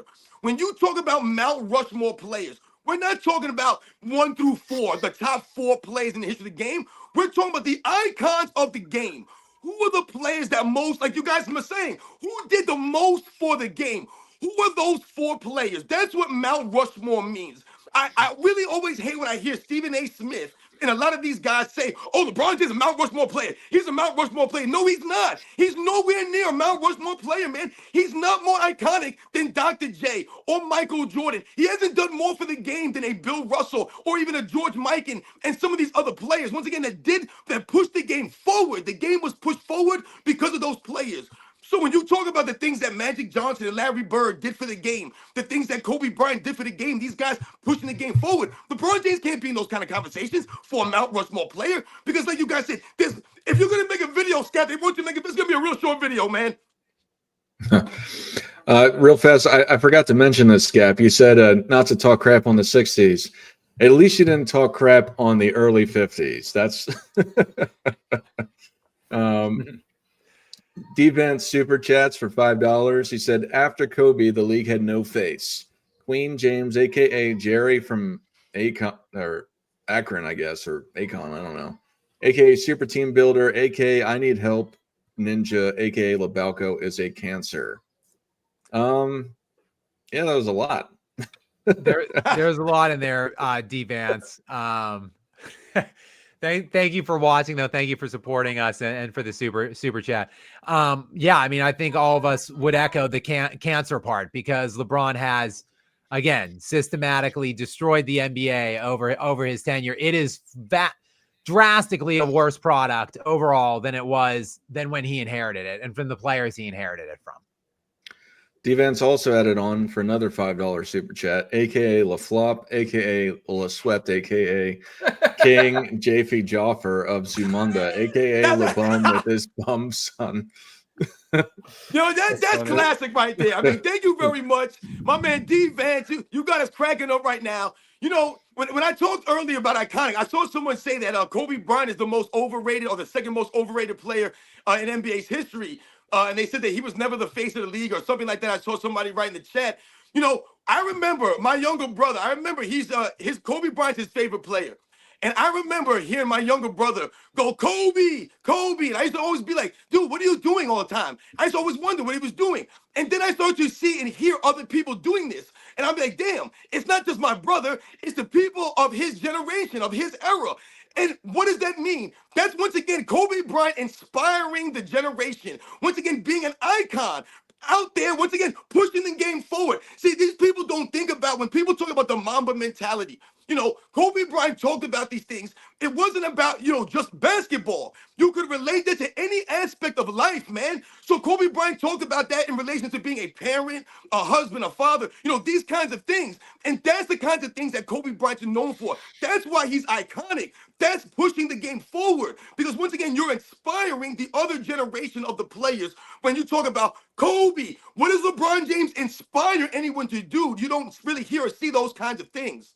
Yeah, I also want to say, if Kobe was never considered the face of the league, again, that's a media problem. That is the mass media issue. That's them throwing their lot in with LeBron James in early on in the league, when he came in like 2006, 2007. Kobe was easy. He was by far the best player. And you see the guys that played in that era, the guys that played in Kobe Bryant's prime, speak about that guy as reverently as you see people talk about Jordan. Those are the guys that are like, it's Jordan and then it's Kobe. Like, you see these impassioned dudes like Swaggy P, or like even Kevin Durant, or like even like a Paul George, like guys that saw prime Kobe play will go to bat for this guy and fight on behalf of him. Like, they're the ones today, other than like me and other people like us who are out there like fighting for Kobe's legacy. It's the players that played in the era around that time that are out there fighting tooth and nail for Kobe's legacy and saying, whoa. LeBron and Kobe. No. That was never the conversation. We all knew Kobe was above LeBron. It's the media that is spinning this shit constantly from the beginning and still now. It's the media that keeps inserting LeBron into it. I remember growing up, of course, Jordan was Jordan, but I remember a lot of the times, you know, me and my friends being like, I can't believe we got Kobe right after Jordan, right? That's how good Kobe was. Like, we're never going to get Jordan again, right? You're lucky to get Kobe. You're so lucky to get Kobe. And you're going to talk about this thing about in the moment, not cherishing things, right? I always remember thinking like Kobe was, we are so lucky to get someone half as good as Kobe to come after Jordan, right? I always remember thinking that. Cash Super Chats for $4.99 says, great show, gentlemen. I appreciate all of your channel's content. Thank you, Cash. Thank you, Cash. Well, Appreciate you. Dr. No says, at what point did these LeBron James fans think he passed MJ?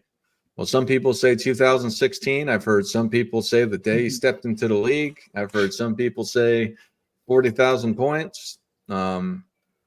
Really, whatever they can come up with in their imagination.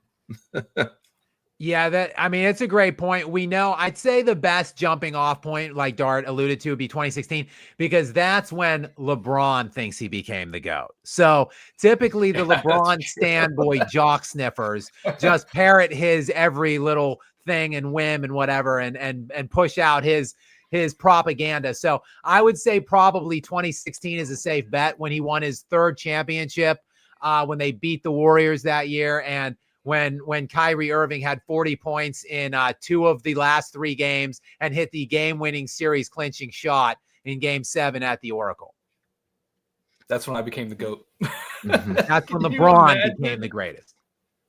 Cash, just because he just did this as well for $4.99, says love the channel. Unsure who you directly super chatted either of those two, but yeah, Thank you, Cash, whoever you are. Appreciate you, Cash. Yeah. Hey, can I entertain Uncut's question? What the anti-LeBron media outlet is? Is there an anti? he needs to pay. No, you can. Yeah, go ahead. No, yeah, go for I'd it. like I was to know kidding. who is supposedly out there crapping on LeBron James. I mean, there should be at least one just to make things interesting, and we can't even get one. Do we count YouTube channels? Like, would he say someone like No. People with Whitlock like or something? Yeah, would he say someone like that, or depending on what he's trying to say? That's an interesting point, Airways, that you bring up, and I want people to understand something. When they talk about Michael Jordan, and they talk about, now you hear a lot of excuses for the media coverage or social media and some of these kinds of things. I want people to think about this book called The Jordan Rules. There was an actual book called The Jordan Rules. And I want people to understand in that book what was going on and what was being written. They were trying to paint this picture of Michael Jordan in a negative light as far as his leadership style and the way that he interacted with his teammates, almost to a degree where it could have torn the Chicago Bulls apart when they were trying to go on a championship run. So, sometimes people will say that, oh, Michael Jordan, everything was always great for Michael Jordan, this and that. How many times did they get on Michael Jordan for gambling and all these kinds of things that, Michael Jordan was doing? That was not illegal. He wasn't breaking any team rules or doing anything wrong, but yet they were always scrutinizing what Michael Jordan was doing, because everywhere that Michael Jordan went, this man had a crowd around him. I don't think anyone understands. These guys, they don't know what it's like to actually be Michael Jordan in the 90s. This man couldn't step foot anywhere. So everywhere he went, the eyeballs were on him. He was being judged. He was being scrutinized. And in that book, The Jordan Rules, they talked about many internal things that was going on behind the scenes that maybe Michael Jordan said or maybe he didn't say. So there have been many times that, like I said, there were reporters asking these guys tough questions in the locker rooms. Now the reporters can't ask the tough questions. It's almost as if these guys censor, or they're allowed to screen which reporters are allowed to come in and ask them these questions. And then what happens when they get asked hard questions? They get attitudes. They start to act like, wait, why are you asking me these questions? Or why are you criticizing or critiquing me, man? They asked Michael Jordan many hard questions. I remember Michael Jordan being asked about Mahmoud Abdul-Rauf in the locker room. They're asking him about Mahmoud Abdul-Rauf and him not coming out for the national anthem. And Michael Jordan, once again, having that burden as being the face of the league. And Michael Jordan stood in solidarity and supported Mahmoud Abdul-Rauf. He didn't say, no, next question, I have no comment. He spoke up on behalf of Mahmoud Abdul-Rauf and said, I thought in this country we're allowed to believe in any kind of religion and things of that nature. So once again, he didn't, try to shield or once again act as if, hey, why are you guys asking me this question? He took that burden on and, like I said, stood up for someone. Scap, what if KG didn't join Boston and had a no trade clause? Steph, what's Steph up? for $1.99. Steph, thank you very much. I recognize Steph. He is a frequent commenter on my videos. He's there early and often when I release them. Thank you, and thank you for the super. I appreciate you. What if? Well, what if Kobe would have three-peated twice? That's what if. Kobe would have the Jordanian three-peat repeat if KG didn't join Boston, because first of all, real quick, 2005, 2006, and 2007, the Lakers roster was dreadful. But Kobe had the Lakers. The Lakers entered the 2007 season as the 8th odds-on favorite to win the West that year. 8th. That's how bad that team was. But Kobe had that band of garbage with like 20-year-old Andrew Bynum as his second best player as the 1 seed in the Western Conference when Bynum tore his knee for the year and went out. And in desperation, as a response to Bynum's injury, the Lakers made the Pau Gasol trade with like 36 games left.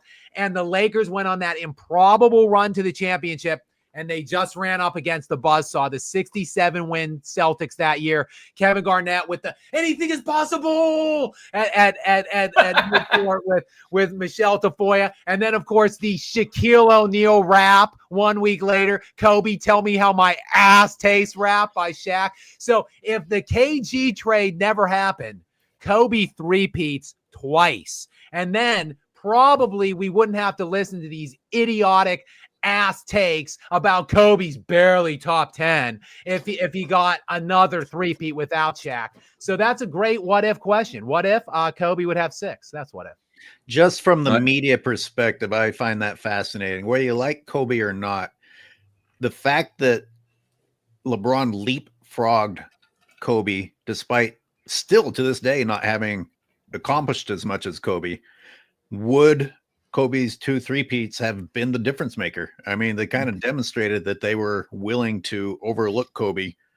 I mean, I think they leapfrogged Kobe's 5 rings back when LeBron didn't have any.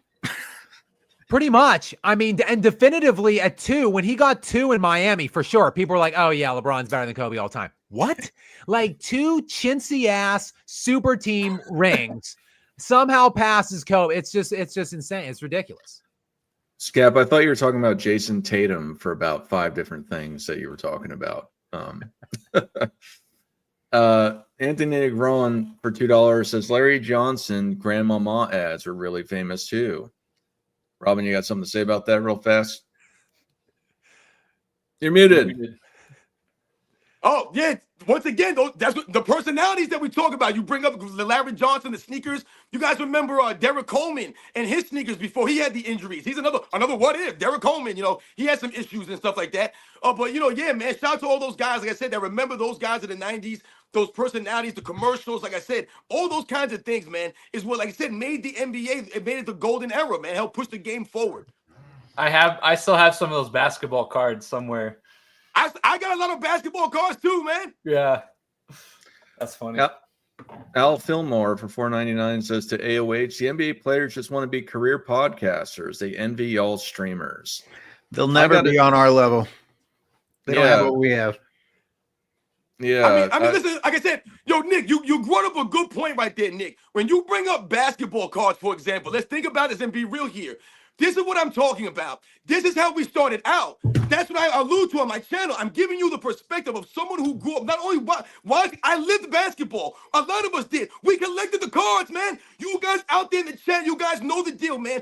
We collected the cards. We had the posters on the walls. We watched all the games. It didn't matter who was playing because I knew those guys were going to show up. I always say the same thing, man. But that's what it was. We were fans. That's why I laugh now when you hear these NBA players talk down to us as if they were never 5 years old or 10 years old or 12 years old or 15 years old. They were never out there yelling Kobe. Once again, when I was growing up, I used to do the 3, 2, 1, Jordan for the win. That's what I did. That was my generation. That's what we wanted to be like Mike, man. We used to do the countdown because why? That's what Michael Jordan was known for doing, man. Hitting shots at the end of games. Or what would you do? You would lower the rim down and try to dunk the ball like Michael Jordan. You guys know the deal. You know what I'm talking about. That's how these guys inspired us. Maybe you wanted to dunk the ball like Dominique Wilkins. Maybe you wanted to do other things. I want to just talk real quick about Allen Iverson.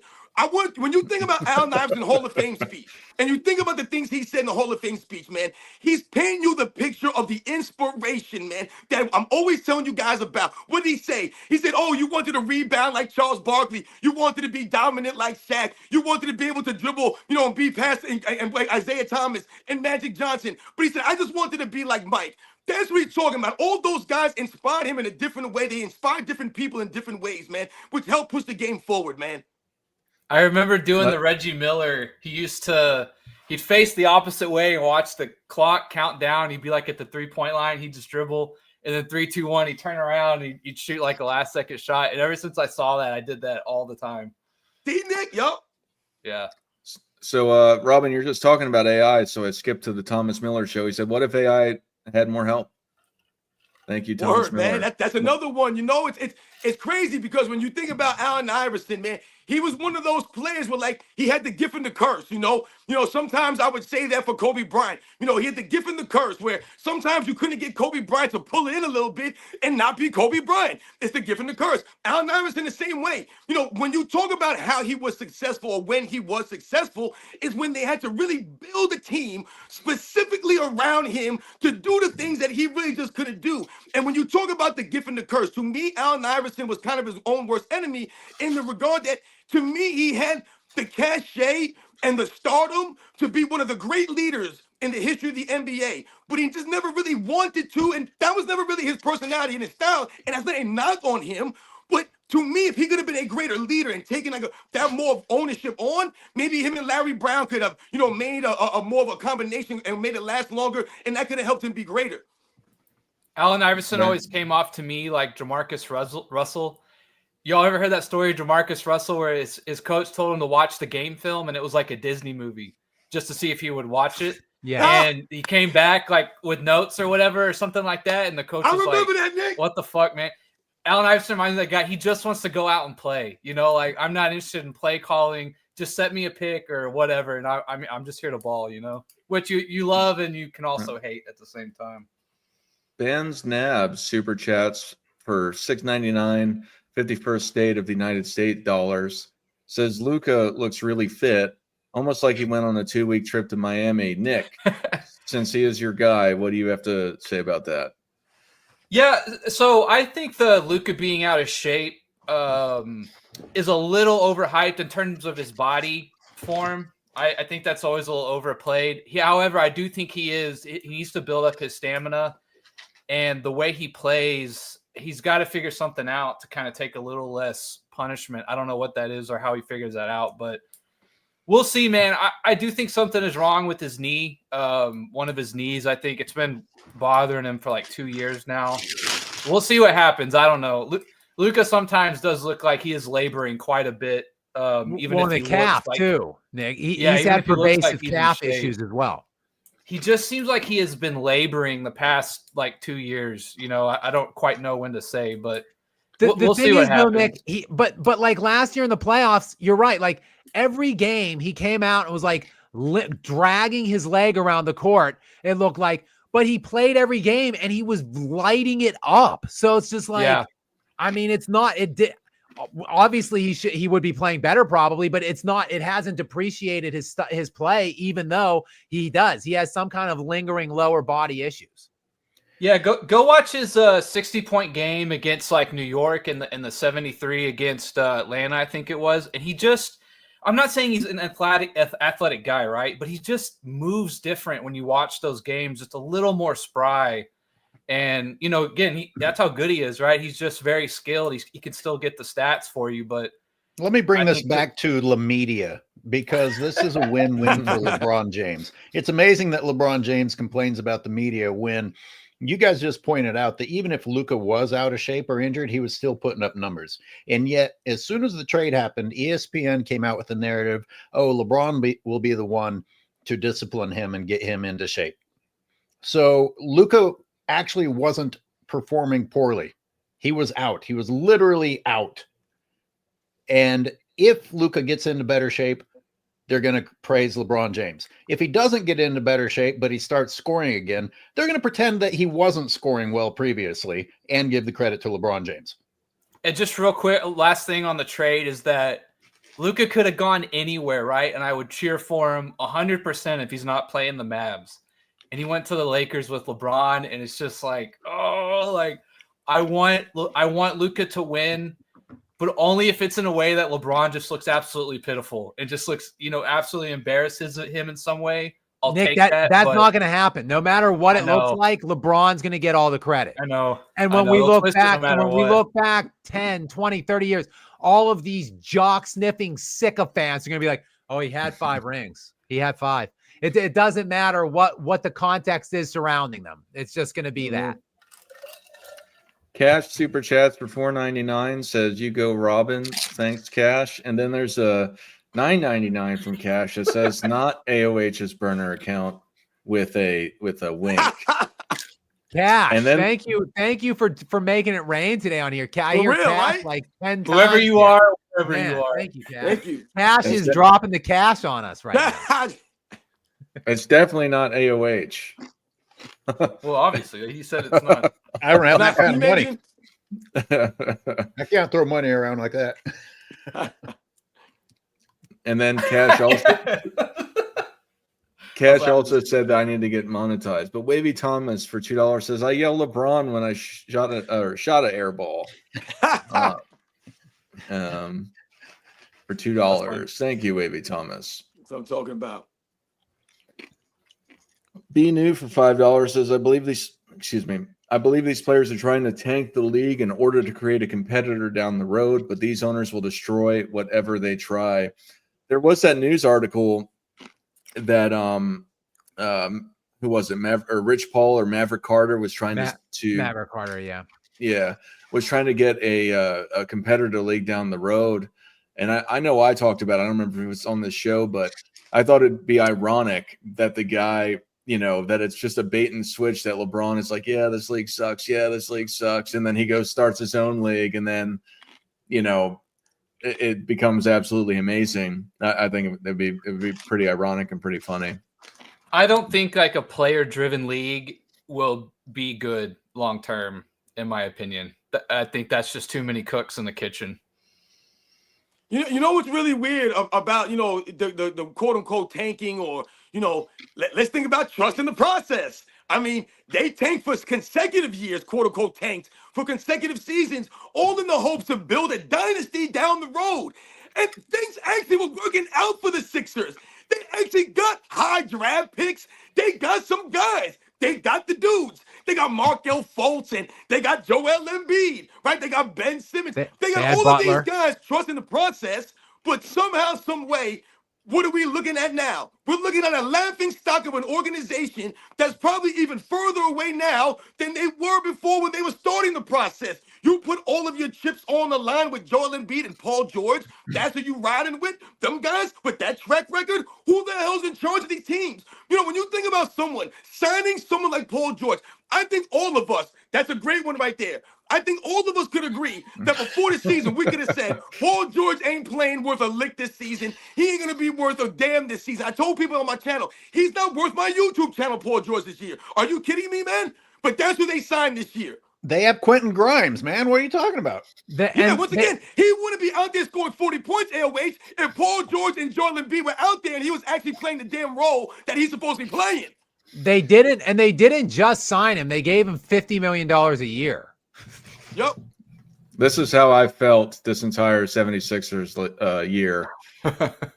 That's me right now after the Lakers trade. No, but yeah, no. I hate hearing about the Sixers. I pretend that they don't exist anymore. I know, Don. I'm sorry, man. Hey, they won. They beat the Warriors last night. Maybe Paul George really did just take some time off from podcasting to focus on basketball. It was so generous of him to pay attention to his real job. They might win but 30 Butler games. didn't play last night. Remember, the fake alpha Jimmy Butler had to sit out for whatever reason last night. Interesting. Ellen Hitzman for $5 says, will hard evidence of LeBron's PED use come out after he retires? And if so, how do you think the media and his fans will respond to it? Won't matter. Excuses, justifications. That's a big what if. That is a big what if. I just have a feeling no. I feel like if that was going to happen, it almost sounds like this is almost like a blackmail tactic or something. I think that would have already happened while LeBron has the most to lose, if that makes sense. Unless he's paying him off until he retires and he says, all right, I don't care. But I think AOH is also right. I don't think it really changed much. Why not just continue the excuse train? He doesn't play defense. What do they say? Oh, he's 40. What do you expect? Now, how about, well, hey, he's 40. Why shouldn't he be using steroids? Yeah. Yeah, I think basically, God, it's already essentially a foregone conclusion. Like, you've got guys coming out like lambasting LeBron, like guys like Kevin Garnett coming out and like just saying matter-of-factly, oh yeah, he's on that juice, he's on that new juice or whatever, or the Labalco juice, or whatever.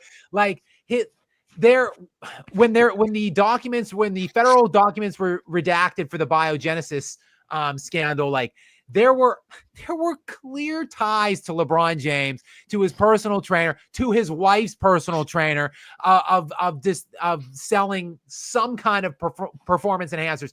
Basically, we already know, but the league and the media, the NBA's media will continue to downplay it. That will be the case of whatever evidence comes out in years to come. It will just be, swept under the rug, or like you guys said, excuses will be made and presented as to why, like, it was different or why it wasn't a big deal.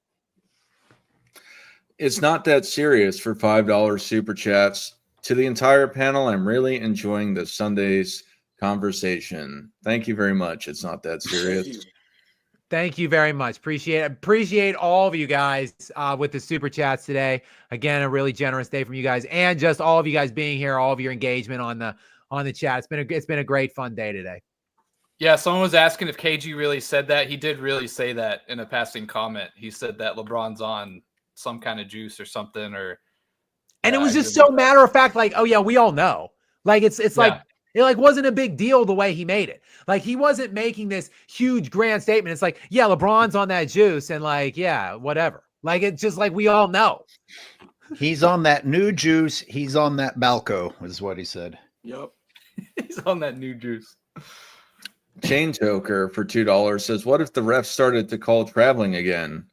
Then they'd have to reinvent basketball again the way they play. And the palming is the ball and stuff. Yeah. Palming is out of control. It drives me crazy. Yeah, that's that standard that we're talking about. Once again, thank you for all you guys for.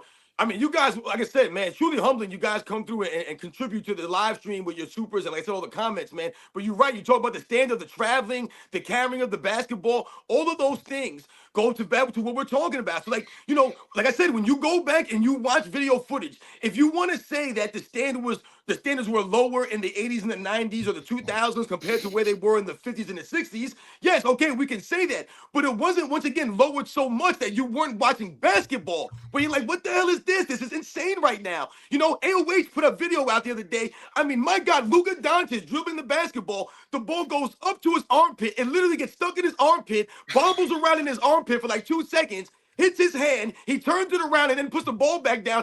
And everyone's just cool and chilling. Once again, even if they didn't call that back in the day, even if they didn't blow the whistle on that, the guy would have stole the ball from you at the minimum. I mean, my God, what are we doing here? He lost control of the ball and used his palm to regain control and then continued dribbling. Last night, I saw a highlight of Maxey literally stopped dribbling. The defender comes out to contest the shot.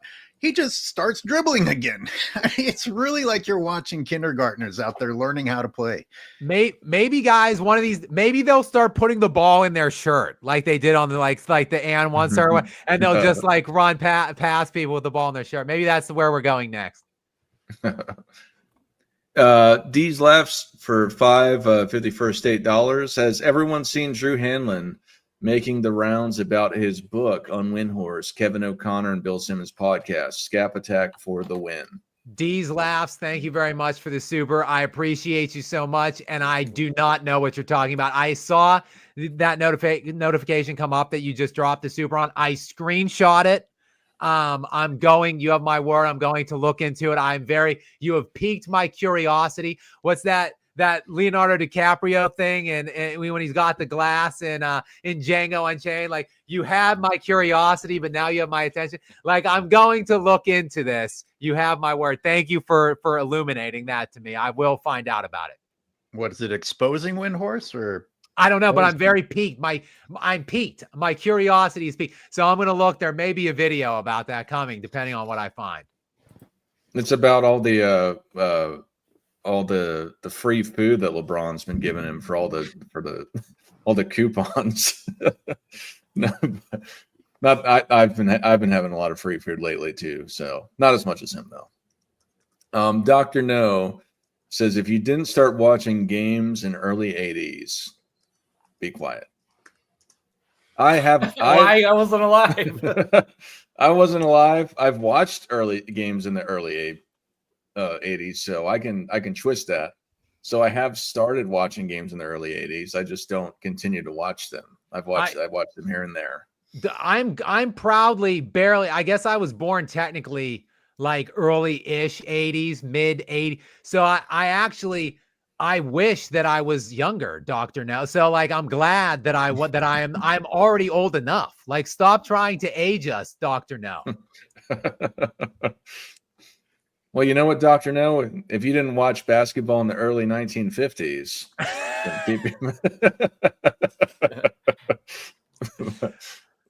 established 1981 for $5 says, even if LeBron's championships are sus, 2 of 4 in Miami was a failure. Draymond suspended, everyone hurt in 16. Bubble ring.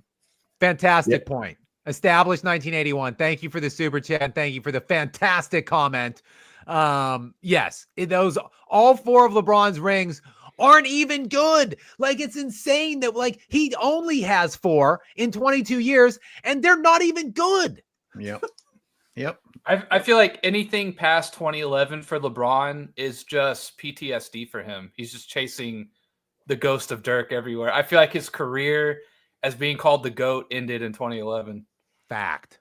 Oh my God. So I'm Googling Windhorse books and all I can find are the ones that he's written. He's got 5 LeBron. He's got like 5 on LeBron. Correct. They're all the fifth one AOH is LeBron, take your nutsack out of my mouth. That's the fifth book by Windhorse. I was trying to look they're it up too, all and I couldn't find that's anything. what all of the commentary is about. Brian's the one dipping him. How you Grandpa loves the people for $2 that I used to yell Barkley for 3. Barkley for 3. Hey, Barkley started becoming more of a 3-point shooter at the end of his career. So, maybe he's joking around, but yeah, you can actually say that. Whenever I'd block someone's shot at the trash can, I'd yell Dirk. Now, Isaiah, is that because Barkley was expanding his game, or is it because he was getting old, fat, and lazy, chucking up threes the way today's lazy players do? Tomato. I think absolutely. I think it's part of the expanding game. And also, like you said, if you think about Charles Barkley, and like we mentioned, he played 82 games one time in his NBA career. And why is that? Not because he was low managing, or things of that nature, but Charles Barkley dealt a lot of injuries in his career. Also, he dealt a lot of weight issues in his career, gaining weight, losing weight, gaining weight, losing weight. So Charles Barkley was one of those guys, once again, the personality of Charles Barkley. But these are unique situations. So once again, it doesn't hurt the NBA because of all the other great things that Charles Barkley did. But his game was obviously, like I said, evolving. Our out of shape guy, Charles Barkley. Your out of shape guy, Zion Williamson. That's great, Nick. Yeah. And Luka Zion Doncic. Williamson don't got the personality to go with it. So these are the Not kinds of even things I'm talking about. They talk about it. There's a thing in life called the benefit of the doubt. And you talk about, give someone the benefit of the doubt. And there's something called, sometimes you'll hear people say, oh, your reputation preceded you. So what does that mean? You build up a reputation, so people give you the benefit of the doubt based off the reputation that you developed in your life, whether good or bad, no matter what it is. So when you go to work, you all know your job. There's that one guy that's always late. He's always late, guys. That's the reputation that he built up. You know he's always going to be late. There are people that you work with that do the bare minimum. That's what they're going to do in their life, guys. That's what they do. So once again, this is a reputation that you develop. So when you talk about those kinds of people, they're not going to get the benefit of the doubt. The one time that you're on time, you want us to give you the benefit of the doubt. You want us to give you a pat in the back. So these are the kind of things that we're talking about. When you don't have the personality or you're not out there giving the effort, we're not going to give you the benefit of the doubt. When you are missing games that maybe are legit, no one's going to want to hear it. I yell LeBron when I drop a massive deuce in the toilet. Isaiah Valeriano for $10. I don't know if that's Armenian or what it is, That's funny. but it'd be interesting to. It's gold. That's Dart, what that it was a is. fantastic read, by the way, by you. I just want to give you a shout out. Thank you. I wonder what it's like living with you or working with you.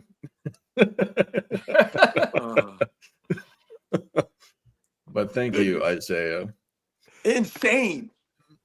But But look, this is real though. Those are real statements because you know what that's showing you? That you really can't come up with anything. Because we're the LeBron James fans. We're the LeBron James fans. Hey, LeBron James fans, drop $1.99. Drop a special, and you guys tell us what do you yell with LeBron James? What is he inspired to do? When you go to the driveway or you go to the playground, you go out there and you play. What does LeBron James make you do out there? What do you go out there and do for LeBron James? Do you lower your shoulder into somebody? Do you flop and They fall punch and a little do you kid in roll the around face and on the hold way your to the head? rim.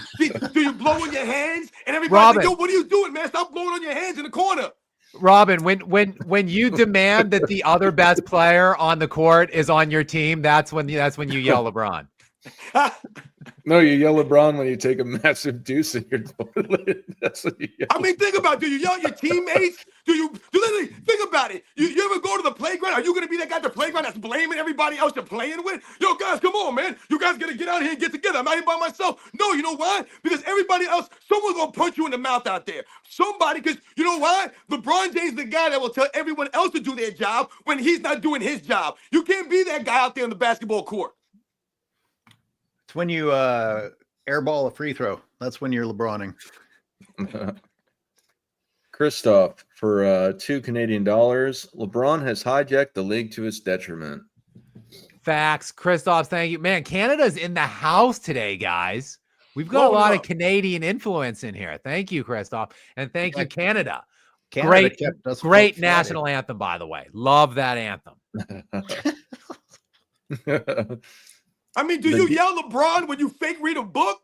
Yo, LeBron, let me show you how to fake read a book. Like, what are you doing out I was there? gonna say, give me a Yo, book if you're report on the combing like first non-existent page of- hair, you of- could yell LeBron, like when you're just brushing your bald head. Christoph also, since it was right back to back, says the defense for PD will be everyone's on it. Right. I There'll have be a hot there'll be an take. excuse. I think over 50% of professional athletes are probably on some kind of thing. Oh, by the way, what's with Portis? Or was it Portis that got tested and busted? Yeah, Oh my yeah, entire he's out. Yeah, fan- 25 game suspension apparently. How are they testing him and not the most obvious user of drugs in the league? Because they don't want to. AOH. It's Of a course, yeah, rhetorical question. yeah. If you ever look up the testing protocols too, they're like very open book. Oh, yeah. Like you get a heads up, or if you get one in the season, you know you're not going to get another one. They're just so loose, and in my opinion, if we're going to count things like Adderall or something like that as like a performance enhancer, it's like something like that. I think a lot of guys are on something. You know, that's just my 2 cents. Well, they all cycle on and off of it. It's what is it? They call it a drug test is an IQ test essentially. They're all on it. It's just, are they on it when they're supposed to be? And like you said, the open book of the NBA. And I don't know the details behind it, but just with any business, you're not going to try and knock off LeBron James, who's the face of the league per se. You know what's really weird, man? We're talking about these kinds of things, man. You're talking about chemicals and things of that nature. You know, what's really interesting is how there's no tangible results for these guys. Where are the tangible results? Where are the 82-game seasons being played consecutively by all of these guys? Where's the mental fortitude? Where's the toughness? You know, I think that the difference, if we're going to talk about these kinds of things, and this is a very difficult subject that you have to be careful with and talk about, because once again, we could talk about all different kinds of errors and different things being used by different players. But once again, when we talk about the guys today, to me, what they benefit most from that the guys in the past didn't have are those recovery things, the things for recovery.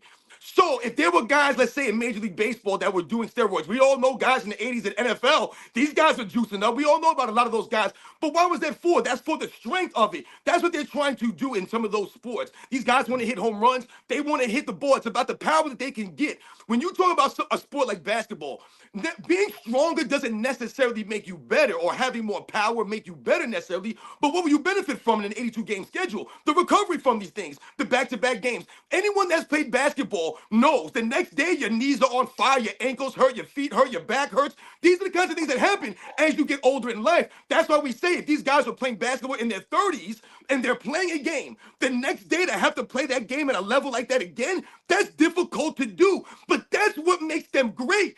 That's what makes them professionals. That's why they get paid the money. It's not easy. You're never going to be 100%. So if they're taking drugs or things of that nature for the recovery aspect, then okay, let's say they're doing that. But then why are they complaining about playing the back-to-back games? Why are they not playing the back-to-back games? Why are they not there every single night? So once again, I used to tell people all the time, back in the day when I was growing up, the 80s and 90s, steroids was a big thing. But why? Because bodybuilders and guys of these kinds of, you wanted to look like Arnold Schwarzenegger or Sylvester Stallone. So you wanted to juice up like these guys when I was a kid, right? They were big time, man. I still love Arnold Schwarzenegger, a lot of those guys and what they meant to our childhood, because they inspired us not only for the muscles, but to exercise and do these kinds of things. But when you're taking steroids for those kinds of things, it's different. And once again, we talk about the negative side effects that it will have on you and what it's doing to a lot of these guys. So are they taking these things and this is why they can't play the games? Because it's affecting them in that way. Gentlemen, I'm going to have to get going soon, and we've got a lot of super chats still. So what I'm going to do for the super chatters and for the people that you did super chat for the channels, they may want to go back and answer everything in more detail if they like. What I am going to do for this show, though, is I'm going to flash your super chats as we discuss the higher paid ones. So for anyone that's done the $9.99 or above, we'll talk about them, and otherwise I'm going to flash these. But Dave, you're going to have the last one of this because I put this up first. So he says the NBA has changed. Dave super chats for $4.99. It says the NBA has changed. Moving screens, players carry on every possession. The traveling zero step, baby foul calls on to bail stars out. Yeah, I think that's well said. Does anyone else have anything to? Yeah, I mean the league has empowered the type of play. I mean, there's no doubt about it that we talked about the media a lot, the league and the players. It's like a trio, a three-pronged effect of those things colliding to destroy the league, basically. Yeah. All right. Sorry. Awesome. Sorry. Yeah. Sorry. Awesome G for $25 says is what we were seeing in the NBA a case of substance abuse, but on a bigger stage. LeBron has stolen all the shine from other players for years because of his addiction to PEDs. 2011 was the last when LeBron was great. But yeah, so this was Nick was talking about it. I do think that pretty much anything that involves physicality involves performance enhancers, whether they're legal or illegal, because that's just a natural thing to do. So substance abuse, I think that also comes in part with it because of the addictive idea of wanting to be better or just egoism in general behind it. Yeah, I think LeBron is chasing. Look, a large portion of LeBron's legacy and his case to be made, if anybody wants to make it, to put him at whatever level, is from the counting stats. So I think he's done anything he can to get on the court as frequently as he can and accrue as many of those counting stats as possible. Anyone else have anything to mention with Awesome G? I mean, think about it. If LeBron James doing all this stuff, right? Let's say he's doing all this stuff, or if he's not, you should be going out there. They keep promoting LeBron. That's why it hurts more for someone like LeBron James if it comes out that he's doing something like this, because most of his legacy is his durability and his longevity. That's how they promote him. But then when he's not playing on the court, like, how durable and how great is your longevity when every time we turn the TV on, you're not moving? You're not doing anything. You're standing around. You're not getting back. You're not giving the effort. You're not playing all of the games. I just don't get it. Anyone else have anything to add for Awesome G's? He's a damn total machine. Thank you, Awesome G, for the super chat. Thank you. In terms of the league, is what we're seeing today. No, I think it's still a lack of effort and competitiveness. I don't think PEDs per se are like killing the league. I think it's kind of always been a thing. Kind of like what Robin was saying. Someone said that LeBron James plays great defense for 40 years old. The funny thing is, LeBron James has been playing the defense of a 40-year-old since he's been 30. That's the problem for LeBron James, you goofs. Will N says my wife yells LeBron when she has her period. Another great line. You guys are killing it today. That's pretty funny, yeah. Good to know our audience is comical and witty. Qsmo Jimbo for $9.99 says, when someone says he's the Michael Jordan of blank, that refers to being the greatest at something. When someone says you're the LeBron James of blank, what does this refer to? Scheming championships, Great point. Great point. hanging around forever. cheating Bad stats. cheating legacies, cheating the game, cheating the system, like finding little loopholes, begging to get respect. Yeah, it's not good. Whatever the fill in the blank is there, it's not good. Qsmo Jimbo, but thank you very much for the super chat. If any of my friends ever said I'm the LeBron James or something, a compliment would not follow it. I can tell you that. If you're the LeBron James of something, when you walk into something the first time you ever do it on the main stage, you're called the chosen one. You're deeply lauded before you go on your trek of whatever you're doing. I guess that's what makes you the LeBron James. Praise to Don. LeBron ruined the NBA. You can cry every other play except for LeBron. Otherwise, you're labeled a hater. I swear they're gay too. They come to his defense more than his own wife. Bunch of weirdos. Yeah, it's yeah, not to make any commentary on one of the insults there, but yeah, I mean you're right. Like LeBron, basically all of the negative aspects we've seen in the league today, like all of them, like pick them all out, including foul crying and baiting referees. Like it all initiated with LeBron. Like he is the one. He was the first like really great player to do these pathetic things, and now it's just a copycat league. It's a follow the leader league, and this is where we're at. Anyone else want to add anything to that? No, I told these fools to send a super chat and tell us what he did. I told them to send it in. All I keep seeing is the supporters, like I said, the true basketball fans out there that are supporting our channel and hitting us with the facts here and giving us some good laughs. But I don't see any of these LeBron James weirdos out here super chatting and telling us what LeBron James did for the game, what he actually did to push the game forward and uplift the game. Earlier in the stream at the beginning, I said the NBA is being propped up now through gimmicks. The in-season tournament, the play-in tournament, the load managing guidelines, the flopping guidelines. Those are all guidelines and gimmicks they had to put in place to control the players who have lost their minds. They've essentially lost their minds and gone off the reservation, essentially, and said, oh, you know what? We don't have to do anything anymore. We don't have to live up to the standard, but we still want the max money like a Paul George. He actually was disrespected, he said on his podcast, by the LA Clippers offer to him in the offseason. He felt disrespected that he wasn't given the same offer as Kawhi Leonard. He wanted more money. He wanted a no-trade clause, blah, blah, blah, blah, blah. Are you kidding me? This is what you were going to be giving the LA Clippers for a no-trade clause and max money? It's insane for these guys to think that they're worth that kind of money.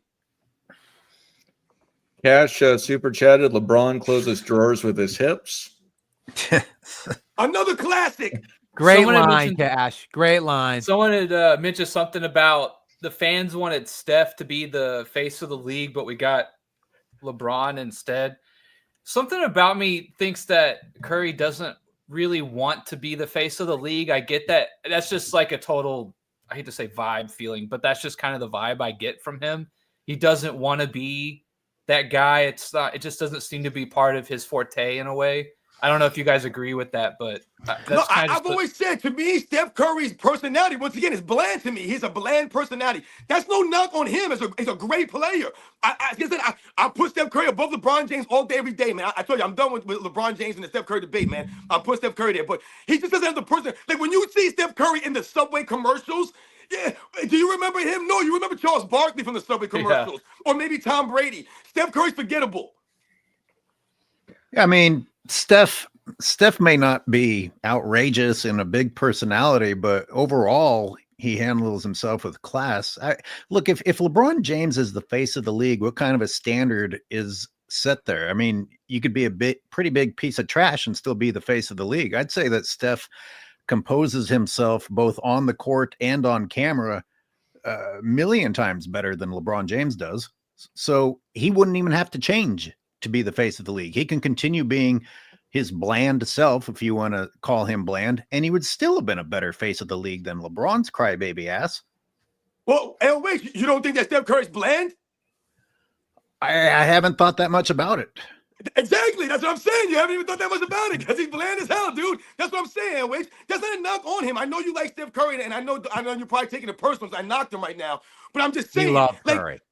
but just think about it, though. Like I mentioned the Subway commercials. You don't remember him from the Subway commercials. He's not memorable. So to be the face of the league, essentially, not saying that he has to be the face of the league, but this is what I'm saying with these guys. He just doesn't have that kind of personality. No one's saying he's not classy. He's more classy than Charles Barkley, you can argue, right? Charles Barkley has a lot of black eyes on and blemishes from his career and things that he's done and said. But once again, you remember Charles Barkley, the personality and the charisma of Charles Barkley. Not saying that Steph Curry's not a classy guy, that he's not worthy to be the face of the league. He just, like I said, he never went and took the face of the league mantle. Right. My question is, if you're a crybaby who's always blaming other people and drops the F-bomb on camera pretty much around the clock, Right. is that a step up from being bland?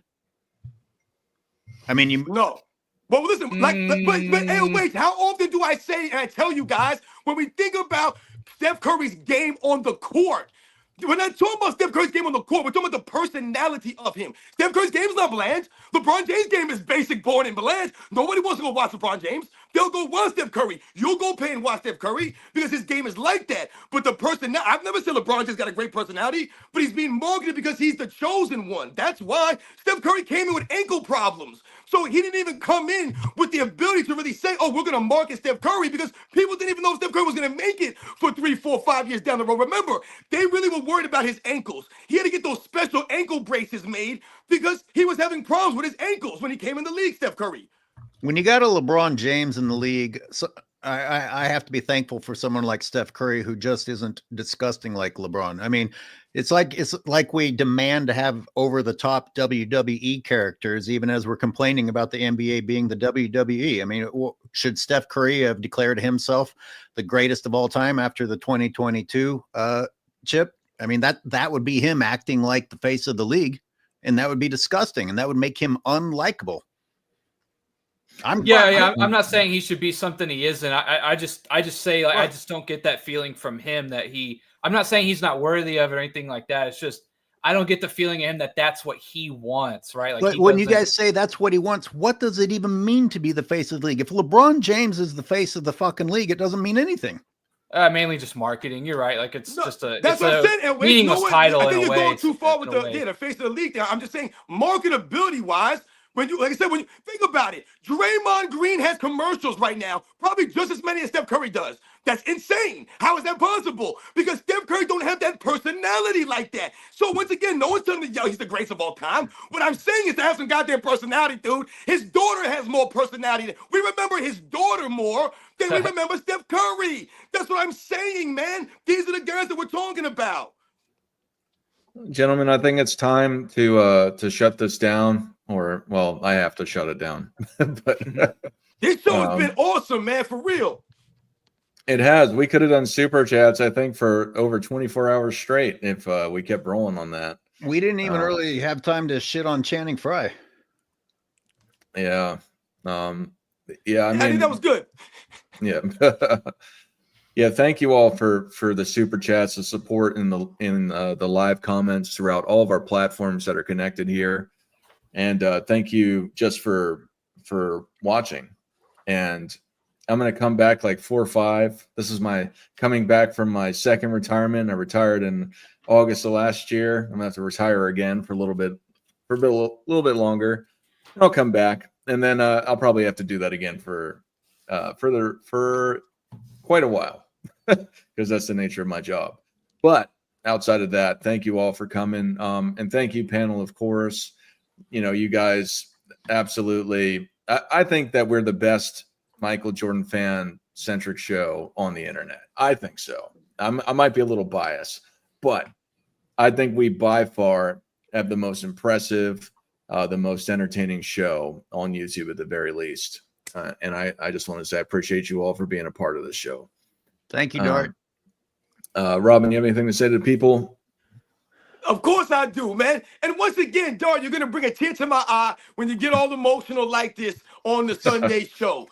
But, yo, man, like I said, I'm truly humbled. You know, Nick touched on a lot of things earlier, how you guys go back from the start. And like I said, man, I remember, like I said, reaching out to you at the beginning, because I just thought that, your channel seemed like maybe, we were both new YouTube channels, and, I thought maybe it would be cool to reach out. And I remember doing the first, debate on your channel, all these things, and meeting Nick. And I remember in the beginning, I used to be yelling at Rex every show. You guys remember, man? Me and Rex would be yelling at each other, man. And that's like how a lot of this stuff started, man. Just all the time, just me and Rex yelling, you muting us, me not walking off, this, that. Like I said, and I learned so much from Rex, man. I don't know if Rex is out there listening, but shout out to Rex. Like I said, he taught me so much about the game, like legit, man, about the game before I was born, before I even knew. He gave me a lot of the facts. So much respect to all the true basketball fans out there that continue to be educated by not only the Sunday live show that we do today on the Sundays. Like I said, I hope that we can always, leave you guys with some bit of education or some bit of facts about what's going on either currently or how the game was back in the day, and, our perspective on these things. And that's truly what I think it's been about on YouTube for a lot of us. Like I said, I'm truly humbled being on here with some big YouTubers and some of you guys, like I said, different personalities and different perspectives. So shout out to everybody in the chat. Like I said, man, you guys came through, man. Truly, truly humbling once again, man. You guys know the deal, man. Dart, man, I'll be in contact with you, man. The Sunday show, all these kinds of things, man. You guys know the deal, man. I'll catch you guys on the next one. Nick, you got anything for the people? Oh man, it's been fun. I feel like we're not saying bye forever. It's just a break, but yeah, it's been fun what you've built here, and it's been fun to be a part of it. So I'll still be around. People want to reach out by email or whatever. I'll be around to do whatever. So I wish you the best of luck in your next chapter or what you're doing, and we'll be here when you get back. Absolutely. Hey, wait, you got anything? It's been a pleasure. Be safe over there. We'll see you when you get back. Absolutely. Mars is pretty dangerous. Scap Attack. Do you have anything for the people? Yeah, thank you guys so much for being here today. All the super chats were greatly appreciated. Your engagement, activity. Love you guys out there. And Dart, many thanks to you. Unlike Robin, we had a completely different start to our relationship. It was you that was reaching out to me for, it seems like many, many months before I finally came on. I really didn't understand live streams even when I came on. So I appreciate you getting me involved in this and teaching me the way of the live stream here. And it's something that I definitely really appreciate. I appreciate our friendship and the relationship. I look forward to rejoining this stream whenever you do return. Just let me know. Obviously, you know how to find me. And to Scap Attack peeps out there, I think I might be doing some kind of live thing like once a week, maybe. I'd like to do more to get some more interaction and engagement with you guys. So keep your eyes out for that. Rest of the panel, I love all you guys. It's always fun seeing you guys. It's always fun hanging out with you on Sundays and talking hoops. One thing that we talked about last week or the week before, maybe we can get something together in early June or something. I don't know. We can talk offline about it. To if anyone's got the means or the availability, maybe we could do the in-person show sometime in the summer when the basketball is slowed down a little bit. I think that'd be a great time. You're gonna have to come here. I'm not getting on a plane with human beings anymore. Have you seen these fucking people on those planes? For real, I hear you, AOH. AOH, you're in California, right? Correct. Well, it's just another 3 hours to Hawaii. I mean, come on, what are we talking about here? Exactly. So it's a shortcut for you guys to stop here. Yeah, I think it's 6 hours, but still. No, I mean, But, for me, from like to stop at LA, then to Hawaii. Oh, like, gotcha. It's just another 3. It's not that much longer to get. But yeah, I'm down. You just keep me posted on dates or whatever, and I will find a way to make it happen. Awesome. That would be cool, man. Yeah. All right, everyone. Thank you again for joining, and I hope you have a fantastic day. I'll catch you sometime at the end of May, and I'm not going to keep rhyming, but I just want to let you know that I appreciate all of you and that Michael Jordan fans are the best.